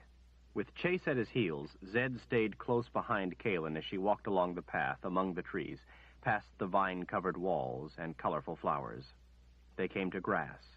Kalin stopped. Across the lawn was a circle of white sand, sorcerer's sand. In his whole life, Zed had never seen so much of it in one place, never seen more than a pouchful. This much was worth 10 kingdoms. Tiny flecks of prismatic light reflected up at him. With rising trepidation, Zed wondered what Rahl needed with that much sorcerer's sand, what he did with it. He found it hard to take his eyes from the lure of it. Beyond the sorcerer's sand sat a sacrificial altar. There on the stone altar were the 3 boxes of Orden. Zed's heart felt as if it skipped a beat. To see for sure that all 3 were there together. Each had its cover removed. Each was black as midnight. In front of the boxes, with his back to them, stood Darken Rahl. Zed raged at seeing the one who had harmed Richard. The sunlight, coming straight down from the glass roof, lit the white robes and long blonde hair, making them glow. Rahl stood, gazing at the boxes, his prizes. Zed felt his face heat. How had Rahl found the last box? How had he gotten it? He dismissed the questions. They were irrelevant. The question was what to do now. With all 3, Rahl could open one. Zed watched Kalin as she stared across at Darken Rahl. If she could, in fact, touch Rahl with her power, they would be saved, but he doubted that she had the necessary power. In this palace, especially in this room, Zed could feel that his own power was virtually useless. The whole place was one giant spell against any wizard but a Rahl. If Darken Rahl was to be stopped, only Kalin could do it. He felt the blood rage emanating from her, the seething fury. Kalin started across the grass. Zed and Chase followed, but when they had almost reached the sand opposite Rahl, she turned and placed a hand on the wizard's chest. "Both of you will wait here." Zed felt the wrath in her eyes and understood it because he shared it. He, too, felt the pain of losing Richard.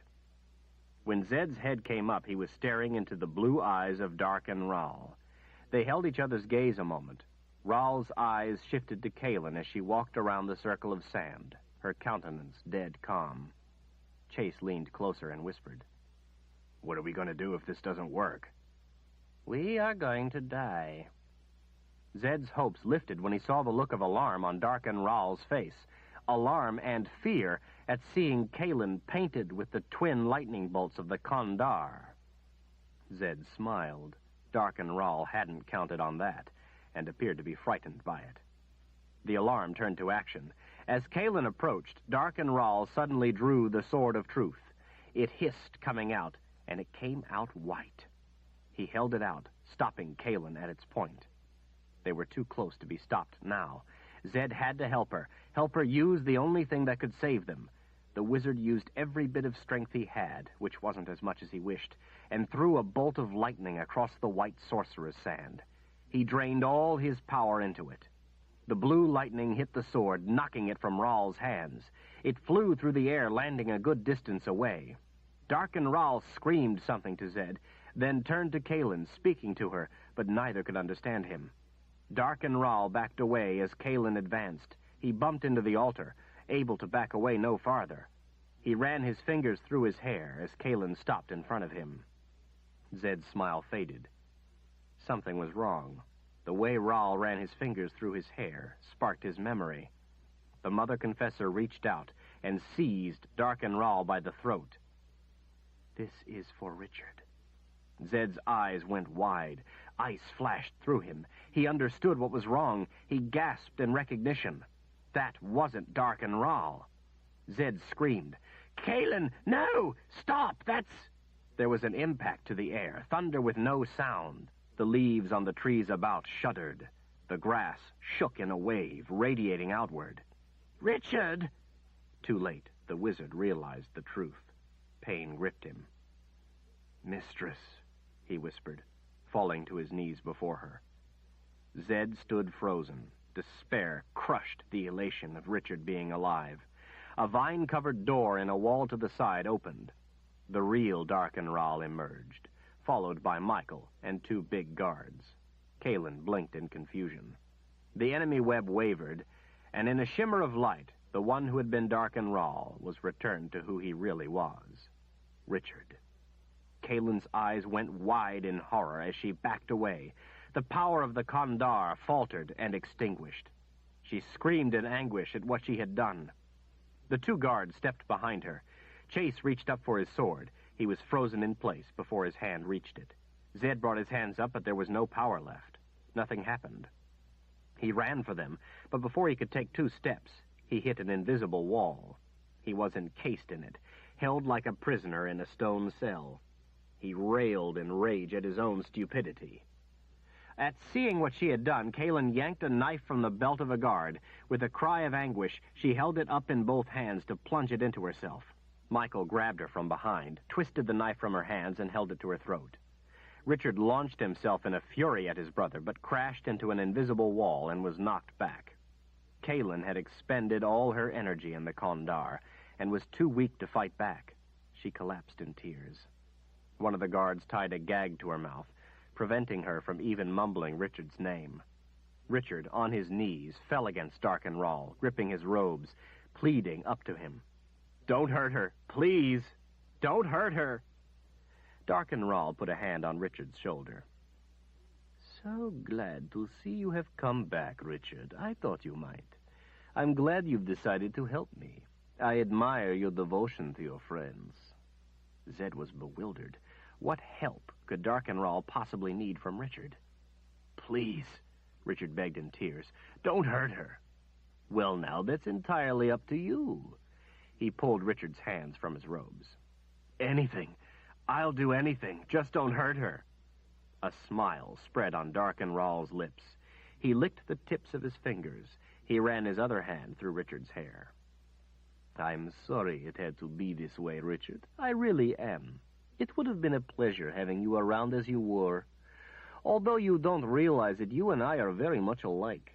But I'm afraid you have fallen victim to the wizard's first rule." "Don't hurt Mistress Kalen," Richard cried. "Please." "If you do as I say, I will do as I promised, and she will be treated well. I may even turn you into something pleasant, something you would like to be, maybe a lapdog. I may even let you sleep in our bedchamber, so you might see that I keep my word. Maybe I will even name my son in honor of you for helping me. Would you like that? Richard Ral. Sort of ironic, don't you think? Do whatever you want with me, but please don't hurt Mistress Kalen. Tell me what you want me to do, please." Darken Ral patted Richard's head. "Soon, my son, soon. Wait here." Darken Ral left Richard on his knees and glided around the circle of white sand to Zed. The blue eyes locked on the old man as he came.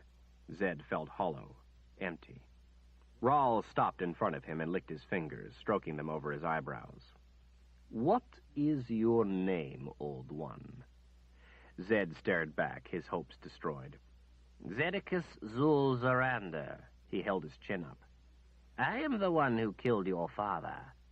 Dark and Rawl nodded. And do you know that your wizard's fire also burned me? Do you know it almost killed me when I was but a child, and that I spent months in agony, and that to this day I carry the scars of what you did, both those on the outside and others on the inside? I'm sorry I hurt a child, regardless of who the child was. But in this case, I would call it premature punishment. Rawl's face remained pleasant, the hint of a smile still on his lips. We are going to have a long time together, you and I. I am going to teach you of the pain I endured and more. You will know what it was like. Zed gave a bitter look. Nothing could match the pain you have already given me. Dark and Rawl licked his fingertips as he turned away. We will see. Zed watched in hopeless frustration as Rawl returned to stand once more in front of Richard. Richard! Zed screamed. Don't help him. Kalen would rather die than have you help him. Richard looked blankly to the wizard before he gazed up at Dark and Rawl. I'll do anything if you don't hurt her. Dark and Rawl motioned him to his feet. You have my word, my son. If you do as I ask. Richard nodded. Recite the Book of Counted Shadows. Zed reeled in shock. Richard turned to Kalen. What should I do, mistress? Kalen struggled against Michael, against the knife at her throat, screamed muffled words against the gag. Rawl's voice was calm, gentle. Recite the Book of Counted Shadows, Richard, or I will have Michael start by cutting off her fingers one at a time. The longer you remain silent, the more he will cut her. Richard spun back to Rawl, panic in his eyes. Verification of the truth of the words of the Book of Counted Shadows, if spoken by another rather than read by the one who commands the boxes, can only be ensured by the use of a confessor. Zed sank to the ground. He couldn't believe what he was hearing. As he listened to Richard reading out the book, he knew it was true. He recognized the unique syntax of a book of magic. Richard couldn't be making it up. It was the Book of Counted Shadows. Zed didn't have the strength to wonder at how Richard had learned it. The world as they knew it was ending. This was the first day of the rule of Rawl. All was lost. Dark and Rawl had won. The world was his. Zed sat numbly listening. Some of the words themselves were magic, and none but one with the gift could keep the words in his head. The magic would erase the whole of it at certain magic trigger words. Protection against unseen circumstances. Protection against just anyone getting hold of the magic within. That Richard could recite them was proof he was born to it, born of and to the magic. As much as Richard hated the magic, he was magic, as the prophecies foretold. Zed mourned the things he had done, mourned that he had tried to protect Richard from the forces that would have sought to use him had they known what he was. Those born with the gift were always vulnerable when they were young. Dark and Rawl was proof of that. Zed had deliberately chosen not to teach Richard, as a way of protecting him from those forces learning of him. Zed had always feared and hoped that Richard had the gift, but had hoped he would grow before it manifested itself. And then Zed might have the time to teach him when he was strong enough, when he was old enough. And before it could kill him, it had been a futile effort. It had come to no good end. Zed guessed that he had always known Richard had the gift, was someone special. Everyone who knew Richard knew he was someone special, rare, the mark of magic. Zed wept as he recalled the time he had enjoyed with Richard. They had been good years. None had been better in his life. The years away from the magic. To have someone love him without fear and only for himself. To be a friend. Richard read out the book without hesitation or a single falter. Zed marveled that he knew it so perfectly and caught himself being proud, but then wished Richard weren't so talented. Much of what he recited was about things already finished with, such as removing the covers from the boxes, but Dark and Rawl didn't stop him or hurry him over those sections for fear that he might miss something. He let Richard recite it at his own pace and stood mute, listening carefully. Occasionally, Rawl had him repeat a section, to be sure he had it right, and stood absorbed in thought as Richard told of sun angles, of clouds, of wind patterns. The afternoon wore on, Richard reciting, Rawl standing before him listening, Michael with a knife at Kaelin's throat, the two guards holding her arms, Chase frozen in place, his hand halfway to his sword, and Zed sitting on the ground, doomed, locked in his invisible prison. Zed realized that the procedure for opening the boxes was going to take longer than he would have thought. It would take all night. There were enchantments to be drawn. That was the reason Dark and Rawl needed so much sorcerer's sand. The boxes had to be placed just so, the winter's first sun touching them, dictating their position once they each cast a shadow. Each box, although they looked identical, cast a different shadow. As the sun sank lower in the sky, the fingers of shadows grew away from each box. One of the boxes cast a single finger of shadow, another cast 2 fingers of shadow, and the third cast 3. Now he knew why it was called the Book of Counted Shadows. At the proper places in the book, Dark and Rawl had Richard stop while the enchantments were drawn in the sorcerer's sand. Some of the spells were called by names Zed had never heard before, but Rawl had. He drew without hesitation. When darkness fell, he lit torches in a ring around the sand. Under the light of the torches, he drew the enchantments as they were called for. Everyone stood in silence, watching as he carefully drew in the sand. Zed was impressed by his level of skill at drawing the charms, and was more than a little uneasy at seeing underworld runes. The geometric patterns were complex, and Zed knew they must be done without error and in the proper order, each line drawn at the proper time in the proper sequence. They could not be corrected or erased and started over if there was a mistake. A mistake was death. Zed had known wizards who had spent years studying a spell before they would dare to attempt drawing it in sorcerer's sand for fear of making a fatal mistake. Dark and Rawl didn't look to be having the slightest trouble. His steady hand moved with precision. Zed had never seen a wizard of his talents. At least, he thought bitterly, they would be killed by the best. He couldn't help admiring the level of mastery. It was a magnitude of proficiency he had never witnessed before. All of this endeavor was simply to tell which box was the one Rawl wanted. He could open one at any time, the book stated. Zed knew from other books of instruction that all this effort was a precaution against the magic being used easily. No one was simply going to decide to be the master of the world and read how in a book of magic. Zed, as much as he knew, didn't have the required knowledge to carry out the instructions. Dark and Rawl had been studying for this moment almost his whole life. His father had probably begun the instruction when he was young. Zed wished the wizard's fire that had killed his father had killed Dark and Rawl, too. He considered that thought a moment, and then took it back. At dawn, after all the enchantments were drawn, the boxes were placed on them. Each box, distinguished by the number of shadows it threw, was placed on a specific drawing. Spells were cast. As the rays of sun from the second day of winter lit the stone, the boxes were placed on the altar once more. Zed was amazed to see that the boxes that had thrown a particular number of shadows the day before now threw a different number. Another precaution. As directed, the boxes were rearranged, so the one throwing a single shadow was to the left, the one that threw 2 was in the center, and the one that threw 3 was to the right. Dark and Rawl stared at the black boxes. Continue. Without hesitation, Richard went on. Once so arranged, Orden is at the ready to be commanded. Where 1 shadow is insufficient to gain the power to sustain the life of the player, and 3 more than can be tolerated by all life, the balance is struck by opening the box with 2 shadows, 1 shadow for yourself, and 1 for the world that would be yours to command by the power of Orden. 1 world under 1 command is marked by the box with 2 shadows. Open it to gain your reward. Dark and Rawl's face turned slowly to Richard. Go on. Richard blinked. Rule as you have chosen. That is the end. There must be more.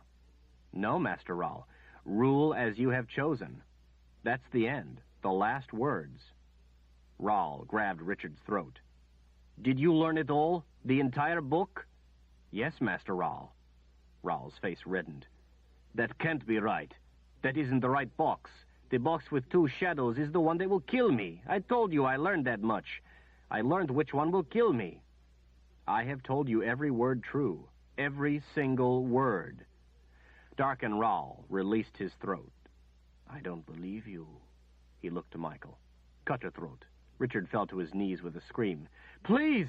You gave me your word. You said if I told you, you wouldn't harm her. Please, I have told you the truth. Rahl held his hand up to Michael, but kept his eyes on Richard. I don't believe you. Unless you tell me the truth, right now I will cut her open. I will kill your mistress. No, Richard screamed. I have told you the truth. I can't tell you anything different. It would be a lie. Last chance, Richard. Tell me the truth or she dies. I can't tell you anything differently, Richard cried. Anything different would be a lie. I have told you every word true. Zed came to his feet. He watched the knife at Kaylin's throat. Her green eyes were wide. He watched Darken Rahl. Rahl had obviously found some of the information from a source other than the Book of Counted Shadows, and that information was in conflict with the information in the book. This was not uncommon. Surely Darken Rahl must know that. When there was a conflict, the information in the instruction book for that specific magic must always take precedence. To do otherwise was always fatal. It was a safeguard to protect the magic. Zed hoped against hope that Rahl's arrogance would make him go against the book. The smile came back to Darken Rahl's face. He licked his fingertips, wiped them on his eyebrows. All right, Richard. I just had to be sure you were telling me the truth. I am. I swear on Mistress Kaylin's life. Every word I told you is true. Rahl nodded. He gave a wave of his hand to Michael. Michael relaxed the knife. Kaylin closed her eyes as tears ran down her cheeks. Rahl turned to the boxes, letting out a deep breath. At last, he whispered, the magic of Orden is mine. Zed couldn't see it, but he knew that Darken Rahl lifted the lid on the middle box, the one with 2 shadows. He could tell by the light expanding from it. Golden light lifted, as if it were a great weight. It settled over Master Rahl, lighting him in a golden glow. He turned, smiling. The light about him moved with him as he moved. He lifted slightly into the air, enough to take the weight from his feet, and floated to the center of the sorcerer's sand, his arms extended, the light beginning to swirl slowly around him. He faced toward Richard. Thank you, my son, for coming back, for helping Father Rahl. You will be rewarded for helping me, as I promised. You have delivered to me that which is mine. I can feel it. It's marvelous. I can feel the power. Richard stood without emotion, watching. Zed sank to the ground again. What had Richard done? How could he? How could he give Rahl the magic of Orden? Allow him to rule the world? He had been touched by a confessor, that was how. It wasn't his fault. He had no control. It was over. Zed forgave him.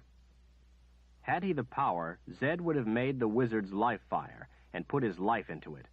But he had no power here, no power in the face of Master Rahl. He felt very tired, very old. He knew he would not get the chance to get much older. Darken Rahl would see to that. But it was not himself he grieved for. It was everyone else. Bathed in the golden light, Darken Rahl slowly rose a few feet off the ground above the white sorcerer's sand, a satisfied grin on his face.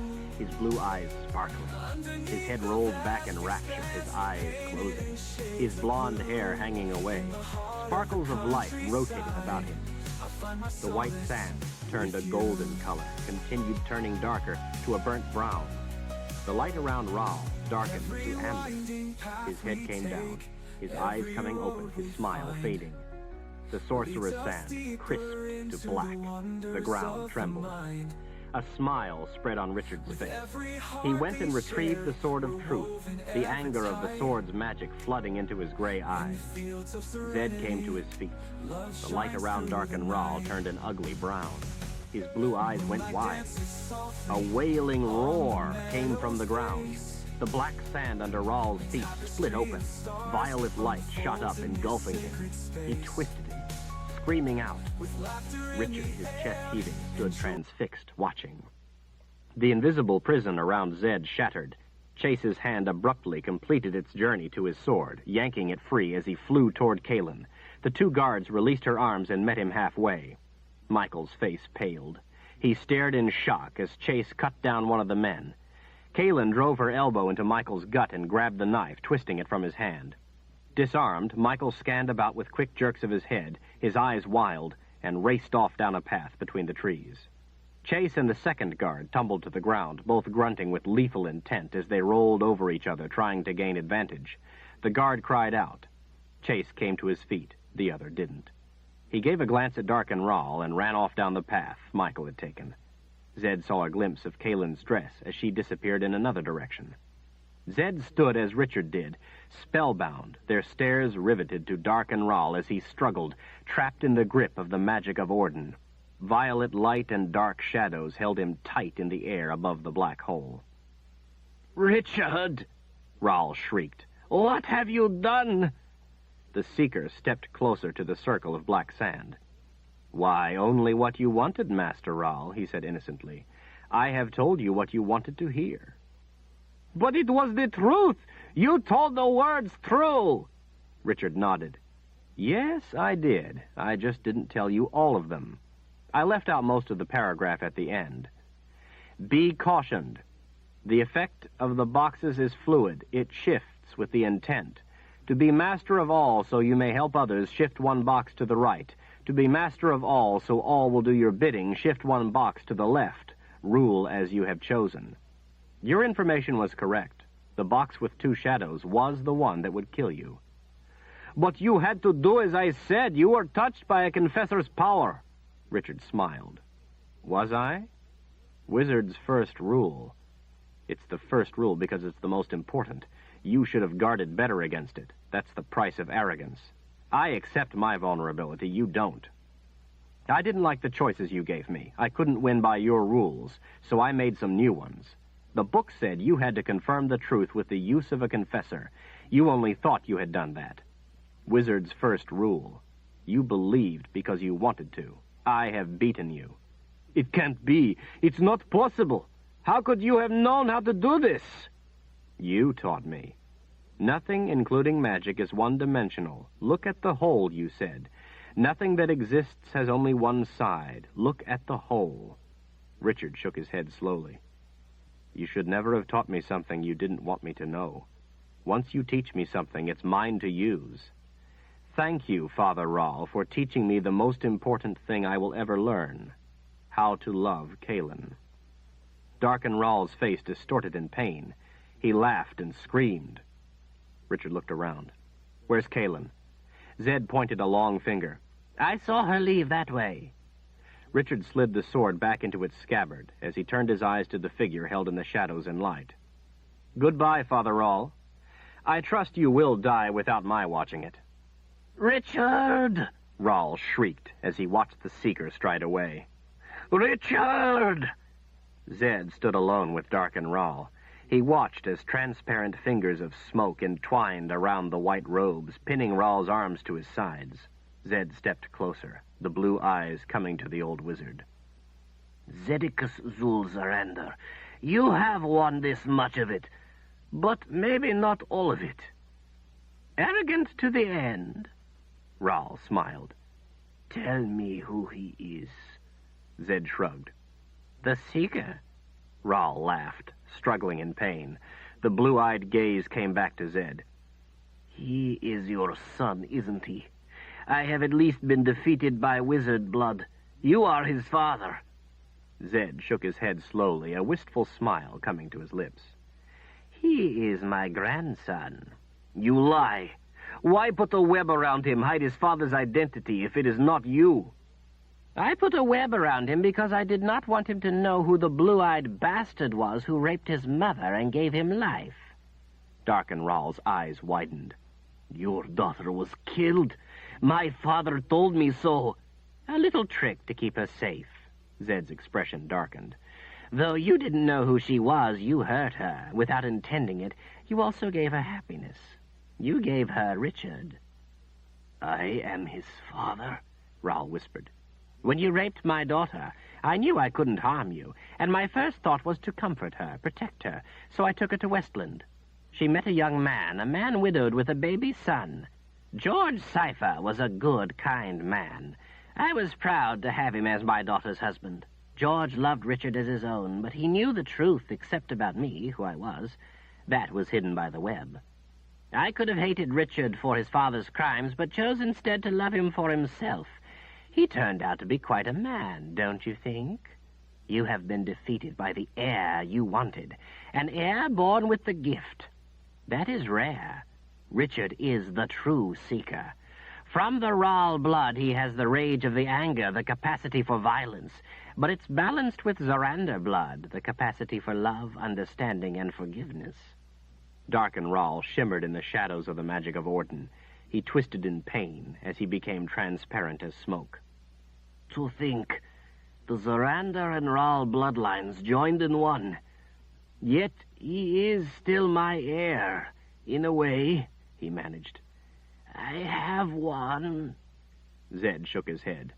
You have lost in more ways than one. Vapor, smoke, shadows, and light spun in a roar. The ground shook violently. The sorcerer's sand, now black as pitch, was sucked into the vortex. The whole of it rotated over the abyss, the sounds of the world of life and the underworld mixing in a terrible howl.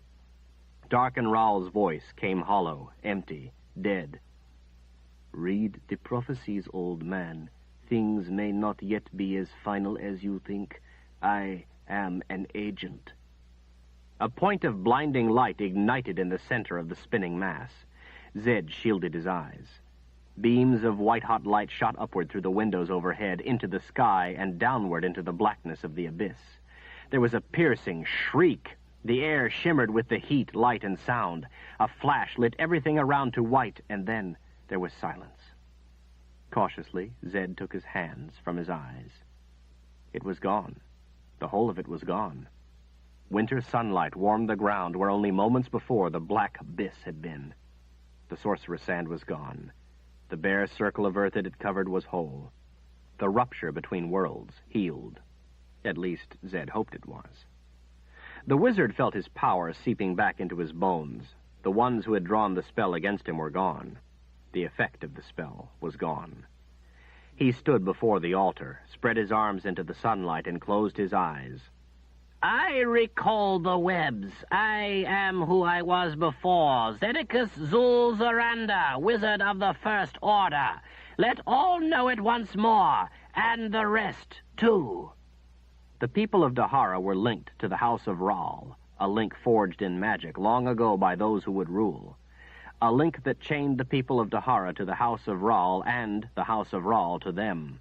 With the webs removed, that link to the gift would be felt by many and let them know that Richard was now Master Rahl. Zed would have to tell Richard that Darken Rahl was his father, but not this day. He would have to find the words first. There were many things to tell him, but not this day. Richard found her kneeling before one of the deserted devotion pools. The gag was still tied around her neck. Left there when she had pulled it from her mouth. Kaelin hunched over in tears, her long hair cascading off her shoulders as she leaned forward, the knife gripped in both fists, the point held to her chest. Her shoulders shook with her sobs. Richard came to a stop next to the folds of her white dress. Don't do that, he whispered. I must. I love you. Kaelin gave a little moan. I have touched you with my power. I would rather die than be your mistress. It is the only way to release you. She gave a tearful shudder. I would like you to give me a kiss and then leave me. I don't want you to see it. No. Her eyes snapped up to his. What did you say? She whispered. Richard put his fists on his hips. I said no. I'm not going to kiss you with those silly things painted on your face. They nearly scared the life out of me. Her green eyes stared in disbelief. You can deny me nothing once I have touched you with my power. Richard squatted down close to her. He untied the gag from her neck. Well, then you have ordered me to kiss you. He dunked the cloth in the water. And I told you I won't do it with this thing painted on your face. He began wiping the lightning bolts from her skin. So I guess the only solution is to get rid of it. She knelt, frozen while he cleaned the red off her face. Richard looked into her wide eyes when he finished. He tossed the rag aside and knelt in front of her, slipping his arms around her waist. Richard, I touched you with the magic. I felt it. I heard it. I saw it. How could the power not have taken you? Because I was protected. Protected how? By my love for you. I realized I love you more than life itself, and I would rather give myself into your power than live without you. Nothing the magic could do to me could be worse than living without you. I was willing to give it all over to you. I offered the power everything I have, all of my love for you. Once I realized how much I loved you, was willing to be yours on any terms, I understood that there could be nothing for the magic to harm. I'm already devoted to you. It didn't need to change me. I was protected because I have already been touched by your love. I had utter faith that you felt the same and had no fear of what would happen. Had I any doubt, the magic would have latched onto that crack and taken me, but I had no doubt. My love for you is smooth and seamless. My love for you protected me from the magic. She gave him her special smile. You felt that way? You had no doubt? Richard smiled back. Well, for a moment when I saw those lightning bolts on your face, I have to admit I was worried. I didn't know what they were, what they meant. I pulled the sword, trying to gain time to think. But then I realized it didn't matter. You were still Kaelin, and I still loved you, no matter what. I wanted you to touch me more than anything, to prove my love and devotion for you, but I had to put on an act for Dark and Ral's benefit. These symbols mean that I, too, gave everything over to you, she whispered. Kaelin circled her arms around his neck, kissing him. They knelt on the tiles in front of the devotion pool, pressed against one another. Richard kissed her soft lips the way he had dreamed 1,000 times of kissing her.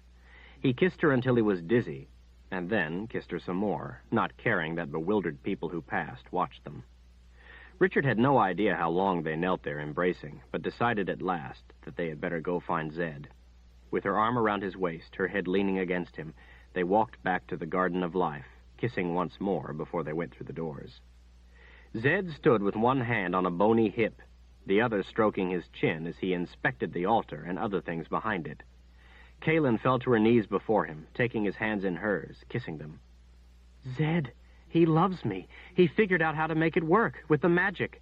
There was a way, and he found it. Zed frowned down at her. Well, it took him long enough. Kaelin came to her feet. You knew how to do it? Zed looked indignant at the question. I am a wizard of the First Order. Of course I knew. And you never told us? Zed smiled. Had I told you, dear one, it wouldn't have worked. The foreknowledge would have interjected a grain of doubt. That single grain would have caused failure. To be the true love of a confessor, there must be total commitment to get past the magic. Without the willingness to give himself over to you, selflessly, despite the knowledge of the consequence, it wouldn't work. You seem to know a lot about it, Kaelin frowned. I have never heard of it before. How often does this happen? Zed rubbed his chin in thought, looking up at the windows. Well, only once before that I know of. His eyes rested on the two of them. But you can tell no one, just as I wasn't able to tell you. No matter how much pain it may cause, no matter the consequences, you can never tell. If even one other knows, it could be passed on, destroying forever the chance for others. It's one of the ironies of magic. You have to accept failure before you can have success. It is also one of the burdens of magic. You must accept the results, even the death of others, to protect the hope for the future. Selfishness costs the lives, the chances of those yet unborn. Kaelin nodded. I promise. Me too, Richard said. Zed, is it over? With Dark and Ral, I mean. Is he dead? Zed gave Richard a look he found unexpectedly uncomfortable. Dark and Ral is dead. Zed put a thin hand on Richard's shoulder, his bony fingers gripping tightly. You have gotten it right, Richard. All of it. You scared the wits out of me. I have never seen a performance to match it. Richard grinned in pride. Just a little trick. Zed nodded, his white hair sticking out in every direction, looking wild. More than a trick, my boy. More than little. They all turned when they heard the sound of someone approaching. Chase came dragging Michael in by the scruff of his neck. His dirty white trousers and shirt spoke that he had not come willingly. Chase gave him a shove, forcing him in front of Richard. Richard's mood darkened at seeing his brother. Michael's defiant eyes came up to meet Richard's gaze. "I'll not be treated in this manner, little brother." His voice was as condescending as it had ever been. "You don't know what you've interfered with. What I was trying to do, how I would have helped everyone by uniting Westland and Dahara. You have doomed the people to needless suffering that Dark and Rahl could have spared. You are a fool." Richard thought about all he had been through, about all that Zed and Chase and Kalin had been through. He thought about all those he knew who had died at Rahl's hands and the countless number of dead he would never know of, the suffering, the cruelty, the brutality. He thought of all the tyrants allowed to flourish under Dark and Rahl, all the way from Dark and Rahl himself down to Princess Violet. He thought of those he had killed. He felt pain and grief at the things he had had to do. The metallic ring of the Sword of Truth filled the air. Michael's eyes went wide at seeing its point at his throat. Richard leaned a little closer to his brother. "Give me the loser's salute, Michael." Michael's face turned crimson. "I would rather die first." Richard nodded as he straightened. He looked deep into his brother's eyes as he took the sword away. Richard pulled the anger back, tried to make the sword turn white. It would not. He slid the blade home into its scabbard. "I'm glad to see we have one thing in common, Michael. We would both die for what we believe in." He took his gaze from Michael to the big crescent battle axe hanging at Chase's belt. His eyes came up to the boundary warden's grim face. "Execute him," he whispered. "Take his head to his personal guard. Tell them he was executed by my order for treason against Westland. Westland will have to find a new first counselor." Chase's big fist grabbed Michael by the hair. Michael screamed out, falling to his knees, giving the loser's salute. "Richard, please, I'm your brother. Don't do this. Don't let him kill me. I'm sorry. Forgive me. I was wrong. Please, Richard, forgive me." Richard stared down at his brother, who was on his knees before him, his hands together, imploring. Richard held out the Aegil in his fist, feeling the pain it gave him, tolerating it, remembering it, the visions flashing through his mind. "Dark and Rahl told you what he was going to do to me. You knew. You knew what was going to happen to me, and you were indifferent because it brought you personal gain. Michael, I forgive everything you have done against me." Michael sagged in relief. The Seeker stiffened. "But I cannot forgive what you have done against others. Others have forfeited their lives because of the things you have done. It is for those crimes that you are to be executed, not the ones against me." Michael screamed and cried as Chase dragged him away. Richard watched in pain, shaking as his brother was taken to his execution. Zed placed his hand over Richard's on the Aegil. "Let it go, Richard." Richard's thoughts masked the pain it was giving him. He looked to Zed standing before him with his bony, leathery hand over his, saw things in his friend's eyes he had never seen before, a shared understanding of the pain. He released the Aegil. Kalin's eyes went to it as it fell against his chest. "Richard, do you have to keep that?" "For now I do. It was a promise I made to one who I killed. One who helped teach me how much I love you. Dark and Rahl thought this would defeat me. Instead, it taught me how to defeat him. If I discard it now, I would be denying what is inside me, what I am." Kalin put her hand on his arm. "Right now I don't understand, but someday I hope I will." Richard looked around the Garden of Life, thinking about Dark and Rahl's death and about his father's death. He had seen justice done.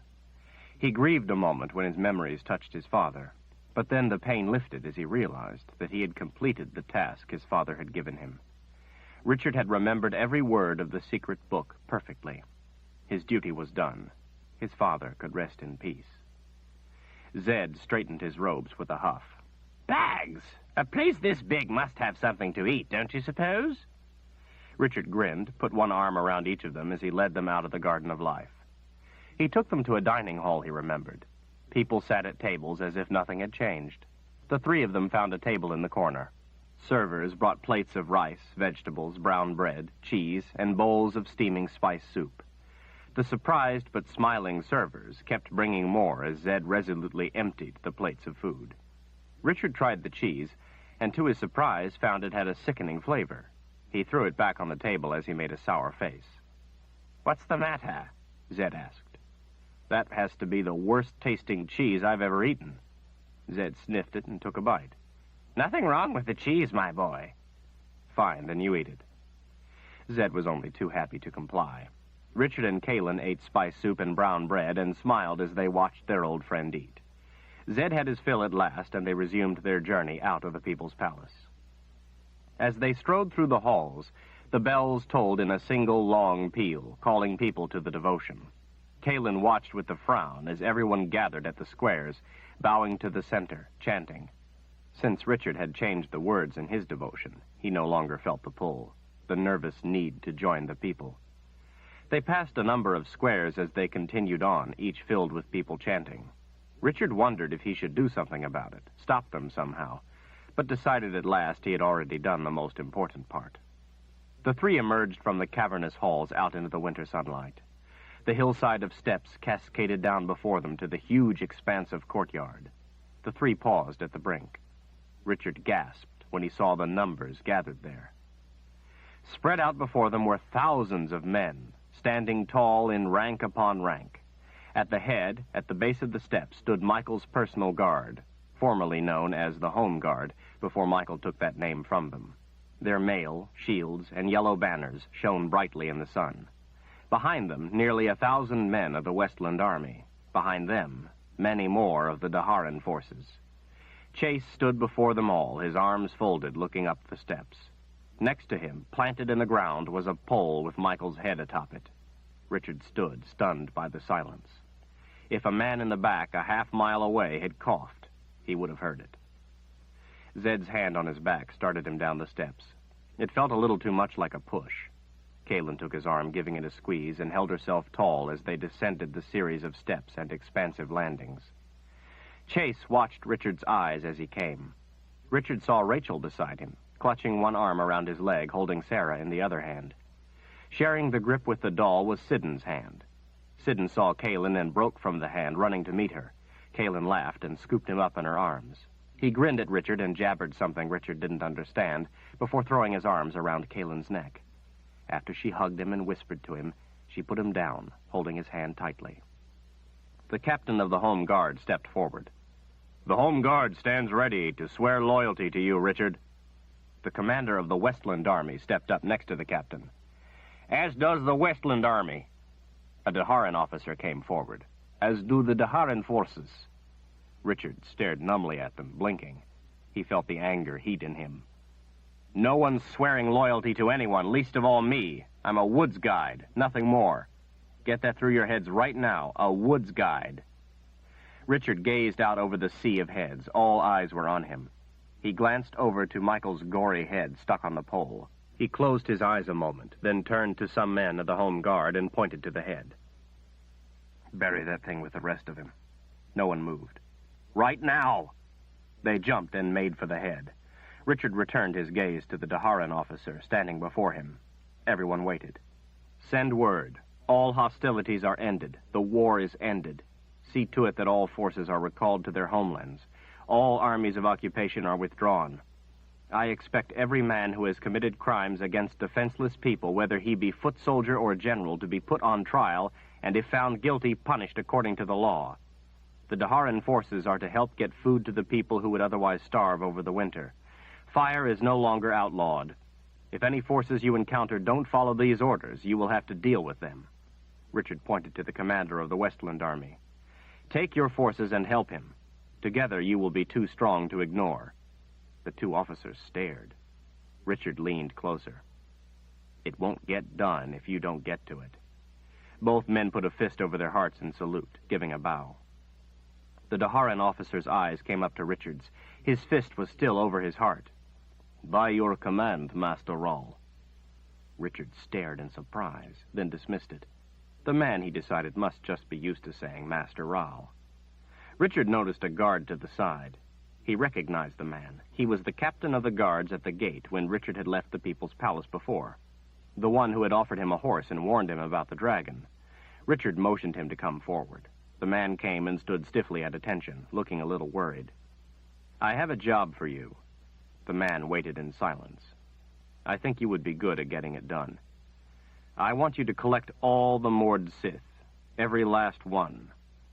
Yes, sir. He looked a little pale. They will all be executed before sunset. No, I don't want them executed. The man blinked in confusion. What am I to do with them? You are to destroy their Aegeals, every last one. I don't ever want to see an Aegeal again. He held up the one at his neck, except this one. Then you are to find them new clothes. Burn every stitch of Mord Sith clothes. They are to be treated with kindness and respect. The man's eyes went wide. Kindness, he whispered, and respect? That's what I said. They are to be given jobs helping people. They are to be taught to treat people in the same way they are treated, with kindness and respect. I don't know how you are to do that. You'll just have to figure it out yourself. You look like a bright fellow. All right? He frowned. And what if they refuse to change? Richard glared at the man. Tell them that if they choose to stay on the same path instead of taking another, then they will find the seeker with the white sword at the end of the road. The guard smiled, put his fist to his heart in salute, and gave a smart bow. Zed leaned forward. Richard, the Aegeal are magic. They can't simply be destroyed. Then help him, Zed. Help him destroy them or lock them away or something. All right? I don't want anyone to ever be hurt by an Aegeal again. Zed gave a little smile and nod. I'll be glad to help with that, my boy. Zed hesitated, stroking his chin with a long finger, and then spoke softly. Richard, do you really think this is going to work? Calling the forces home? Having the Westland Army help them? Probably not. But you can never tell about your first rule, and it should gain time until we can get everyone home again, and you can put the boundary back up. Then we'll be safe once more. Then we'll be finished with the magic. A roar came from the sky. Richard looked up to see Scarlet circling. The red dragon spiraled down through the crisp air. Men fell back, yelling and scattering as they saw that she was going to land at the base of the steps. Scarlet fluttered to a landing in front of Richard, Kalen, Zed, Chase, and the two children. Richard! Richard! Scarlet called out, hopping from one foot to another, her wings held out, quivering in excitement. Her huge red head swept down to him. My egg hatched. It's a beautiful little dragon, just as you said it would be. I want you to come see it. It's so strong. I bet it flies within a month. Scarlet seemed suddenly to notice all the men. Her head scanned about, surveying them. Her big yellow eyes blinked. Her head swept down to Richard. Are we having trouble here? Do we need some dragon fire? Richard grinned. No, everything is fine. Well, then climb up and I'll take you to see the little one. Richard put his arm around Kalen's waist. If you'll take Kalen, too, I would love to come. Scarlet eyed Kalen up and down. If she is with you, she is welcome. Richard, Kalen said, what about Sidon? Wesselan and Savidlin will be worried sick over him. Her green eyes gazed deep into his. She leaned closer and whispered, and we have unfinished business in the spirit house. I believe there is still an apple there we have yet to finish. Her arm tightened around his waist, and a little twist of a smile came to her lips. The shape of the smile caught his breath in his throat. With difficulty, Richard tore his eyes from her and looked up at Scarlet. This little one was stolen from the Mud People when you took Dark and Rahl there. His mother will be anxious to have him back as you were to have your young one returned. After we see your little dragon, could you take us there? Scarlet's big eye peered down at Sidon. Well, I guess I can understand his mother's worry. Done. Climb up. Zed stepped forward, his hands on his hips, his voice incredulous. You would let a man fly upon you? A red dragon? You would take him where he wishes to go? Scarlet puffed smoke at the wizard, forcing him to take a step back. A man, no. This is the Seeker. He commands me. I would fly this one to the underworld and back. Richard gripped the spines and climbed up onto Scarlet's shoulders as she lowered herself for him.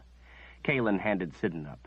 Richard put him in his lap and took Kalen's hand as she swung her leg over Scarlet behind him. She put her arms around his waist, her hands against his chest and her head against his shoulder, squeezing tightly. Richard leaned a little toward Zed. Take care, my friend. He gave his old friend a big smile. The Birdman will be happy to learn I have finally decided to take a mud woman as my wife. Where will I find you? Zed reached up with a thin arm, put a hand on Richard's ankle, giving it a pat. I will be in Aidendrill. Come to me when you are ready. Richard gave the wizard his sternest frown, leaning down even more. "And then we are going to have a talk. A long talk." Zed nodded with a smile. "Yes, I expect we will." Richard smiled at Rachel, gave her and Chase a wave, then gave a pat to one of Scarlet's scales. "To the sky, my red friend." Scarlet gave a roar of flame as she took to the air, Richard's dreams and joy lifting with her. Zed stood watching the dragon shrinking in the sky, keeping his worries to himself. Chase stroked Rachel's hair and then folded his arms as he lifted an eyebrow to the wizard. "Gives a lot of orders for a woods guide." Zed laughed. "That he does." A little bald-headed man came running down the hill of steps, a hand held up, beckoning. "Wizard Zorander! Wizard Zorander!" He finally came to a panting halt in front of them. "Wizard Zorander!" "What is it?" Zed asked with a frown. He struggled to catch his breath. "Wizard Zorander, there is trouble." "What sort of trouble, and who are you?" He leaned closer, conspiratorially, lowering his voice. "I am the headmaster of the crypt staff. There's trouble." His beady eyes darted about. "Trouble in the crypt." "What crypt?" The man's eyes looked surprised at the question. "Why, the crypt of Panis Ral, Master Ral's grandfather, of course." Zed's brow wrinkled. "And what's the trouble?" The headmaster put his fingers nervously to his lips. "I didn't see it myself, Wizard Zorander, but my people would never lie. Never. They told me, and they wouldn't lie." "What is it?"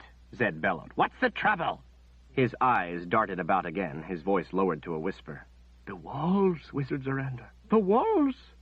Zed gritted his teeth. "What about the walls?" He looked up at the wizard, his eyes wide. "They are melting, Wizard Zorander. The walls in the crypt are melting." Zed straightened and glared at the man. "Bags! You have white stone on hand? White stone from the quarry of the prophets?" The man nodded vigorously. "Of course." Zed reached into his robes, pulling out a small pouch. "Seal the opening to the tomb with white stone from the quarry of the prophets." "Seal it shut?" he gasped. "Yes. Seal it shut, or the entire palace will melt." He handed the man the pouch. "Mix this magic dust with the mortar. It must be done before the sun sets. Understand? Sealed shut before the sun sets."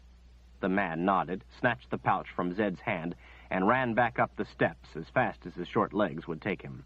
Another man, taller, with his hands in the opposite sleeves of his gold-trimmed white robes, passed him as he came down. Chase glared at Zed, poking a big finger at the wizard's chest. "Panis Ral? Master Ral's grandfather?" Zed cleared his throat. "Yes, well, we will have to have a talk." The man in the white robes approached.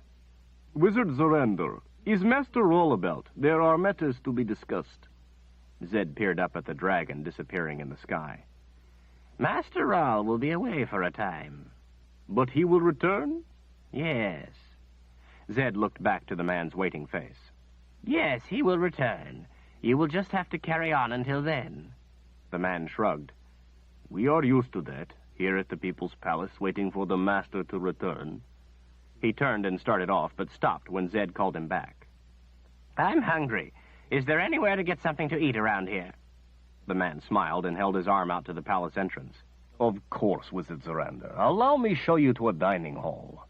"How about it, Chase? Care for some lunch before I'm on my way?" The boundary warden looked down at Rachel. "Lunch?" She grinned and nodded in earnest. "All right, Zed. And where is it you're going?" Zed shifted his robes. "To see Addie." Chase lifted an eyebrow. "A little rest and relaxation?" He grinned. Zed couldn't help smiling a little. "That, and I must take her to Aidendrill to the Wizard's Keep. We have a lot of reading to do." "Why would you want to take Addie to Aidendrill to the Wizard's Keep to read?" Zed gave the boundary warden a sidelong glance. "Because she knows more about the underworld than anyone alive." End of Wizard's First Rule, The Sword of Truth, Volume 1 by Terry Goodkind. Read by Nick Sullivan.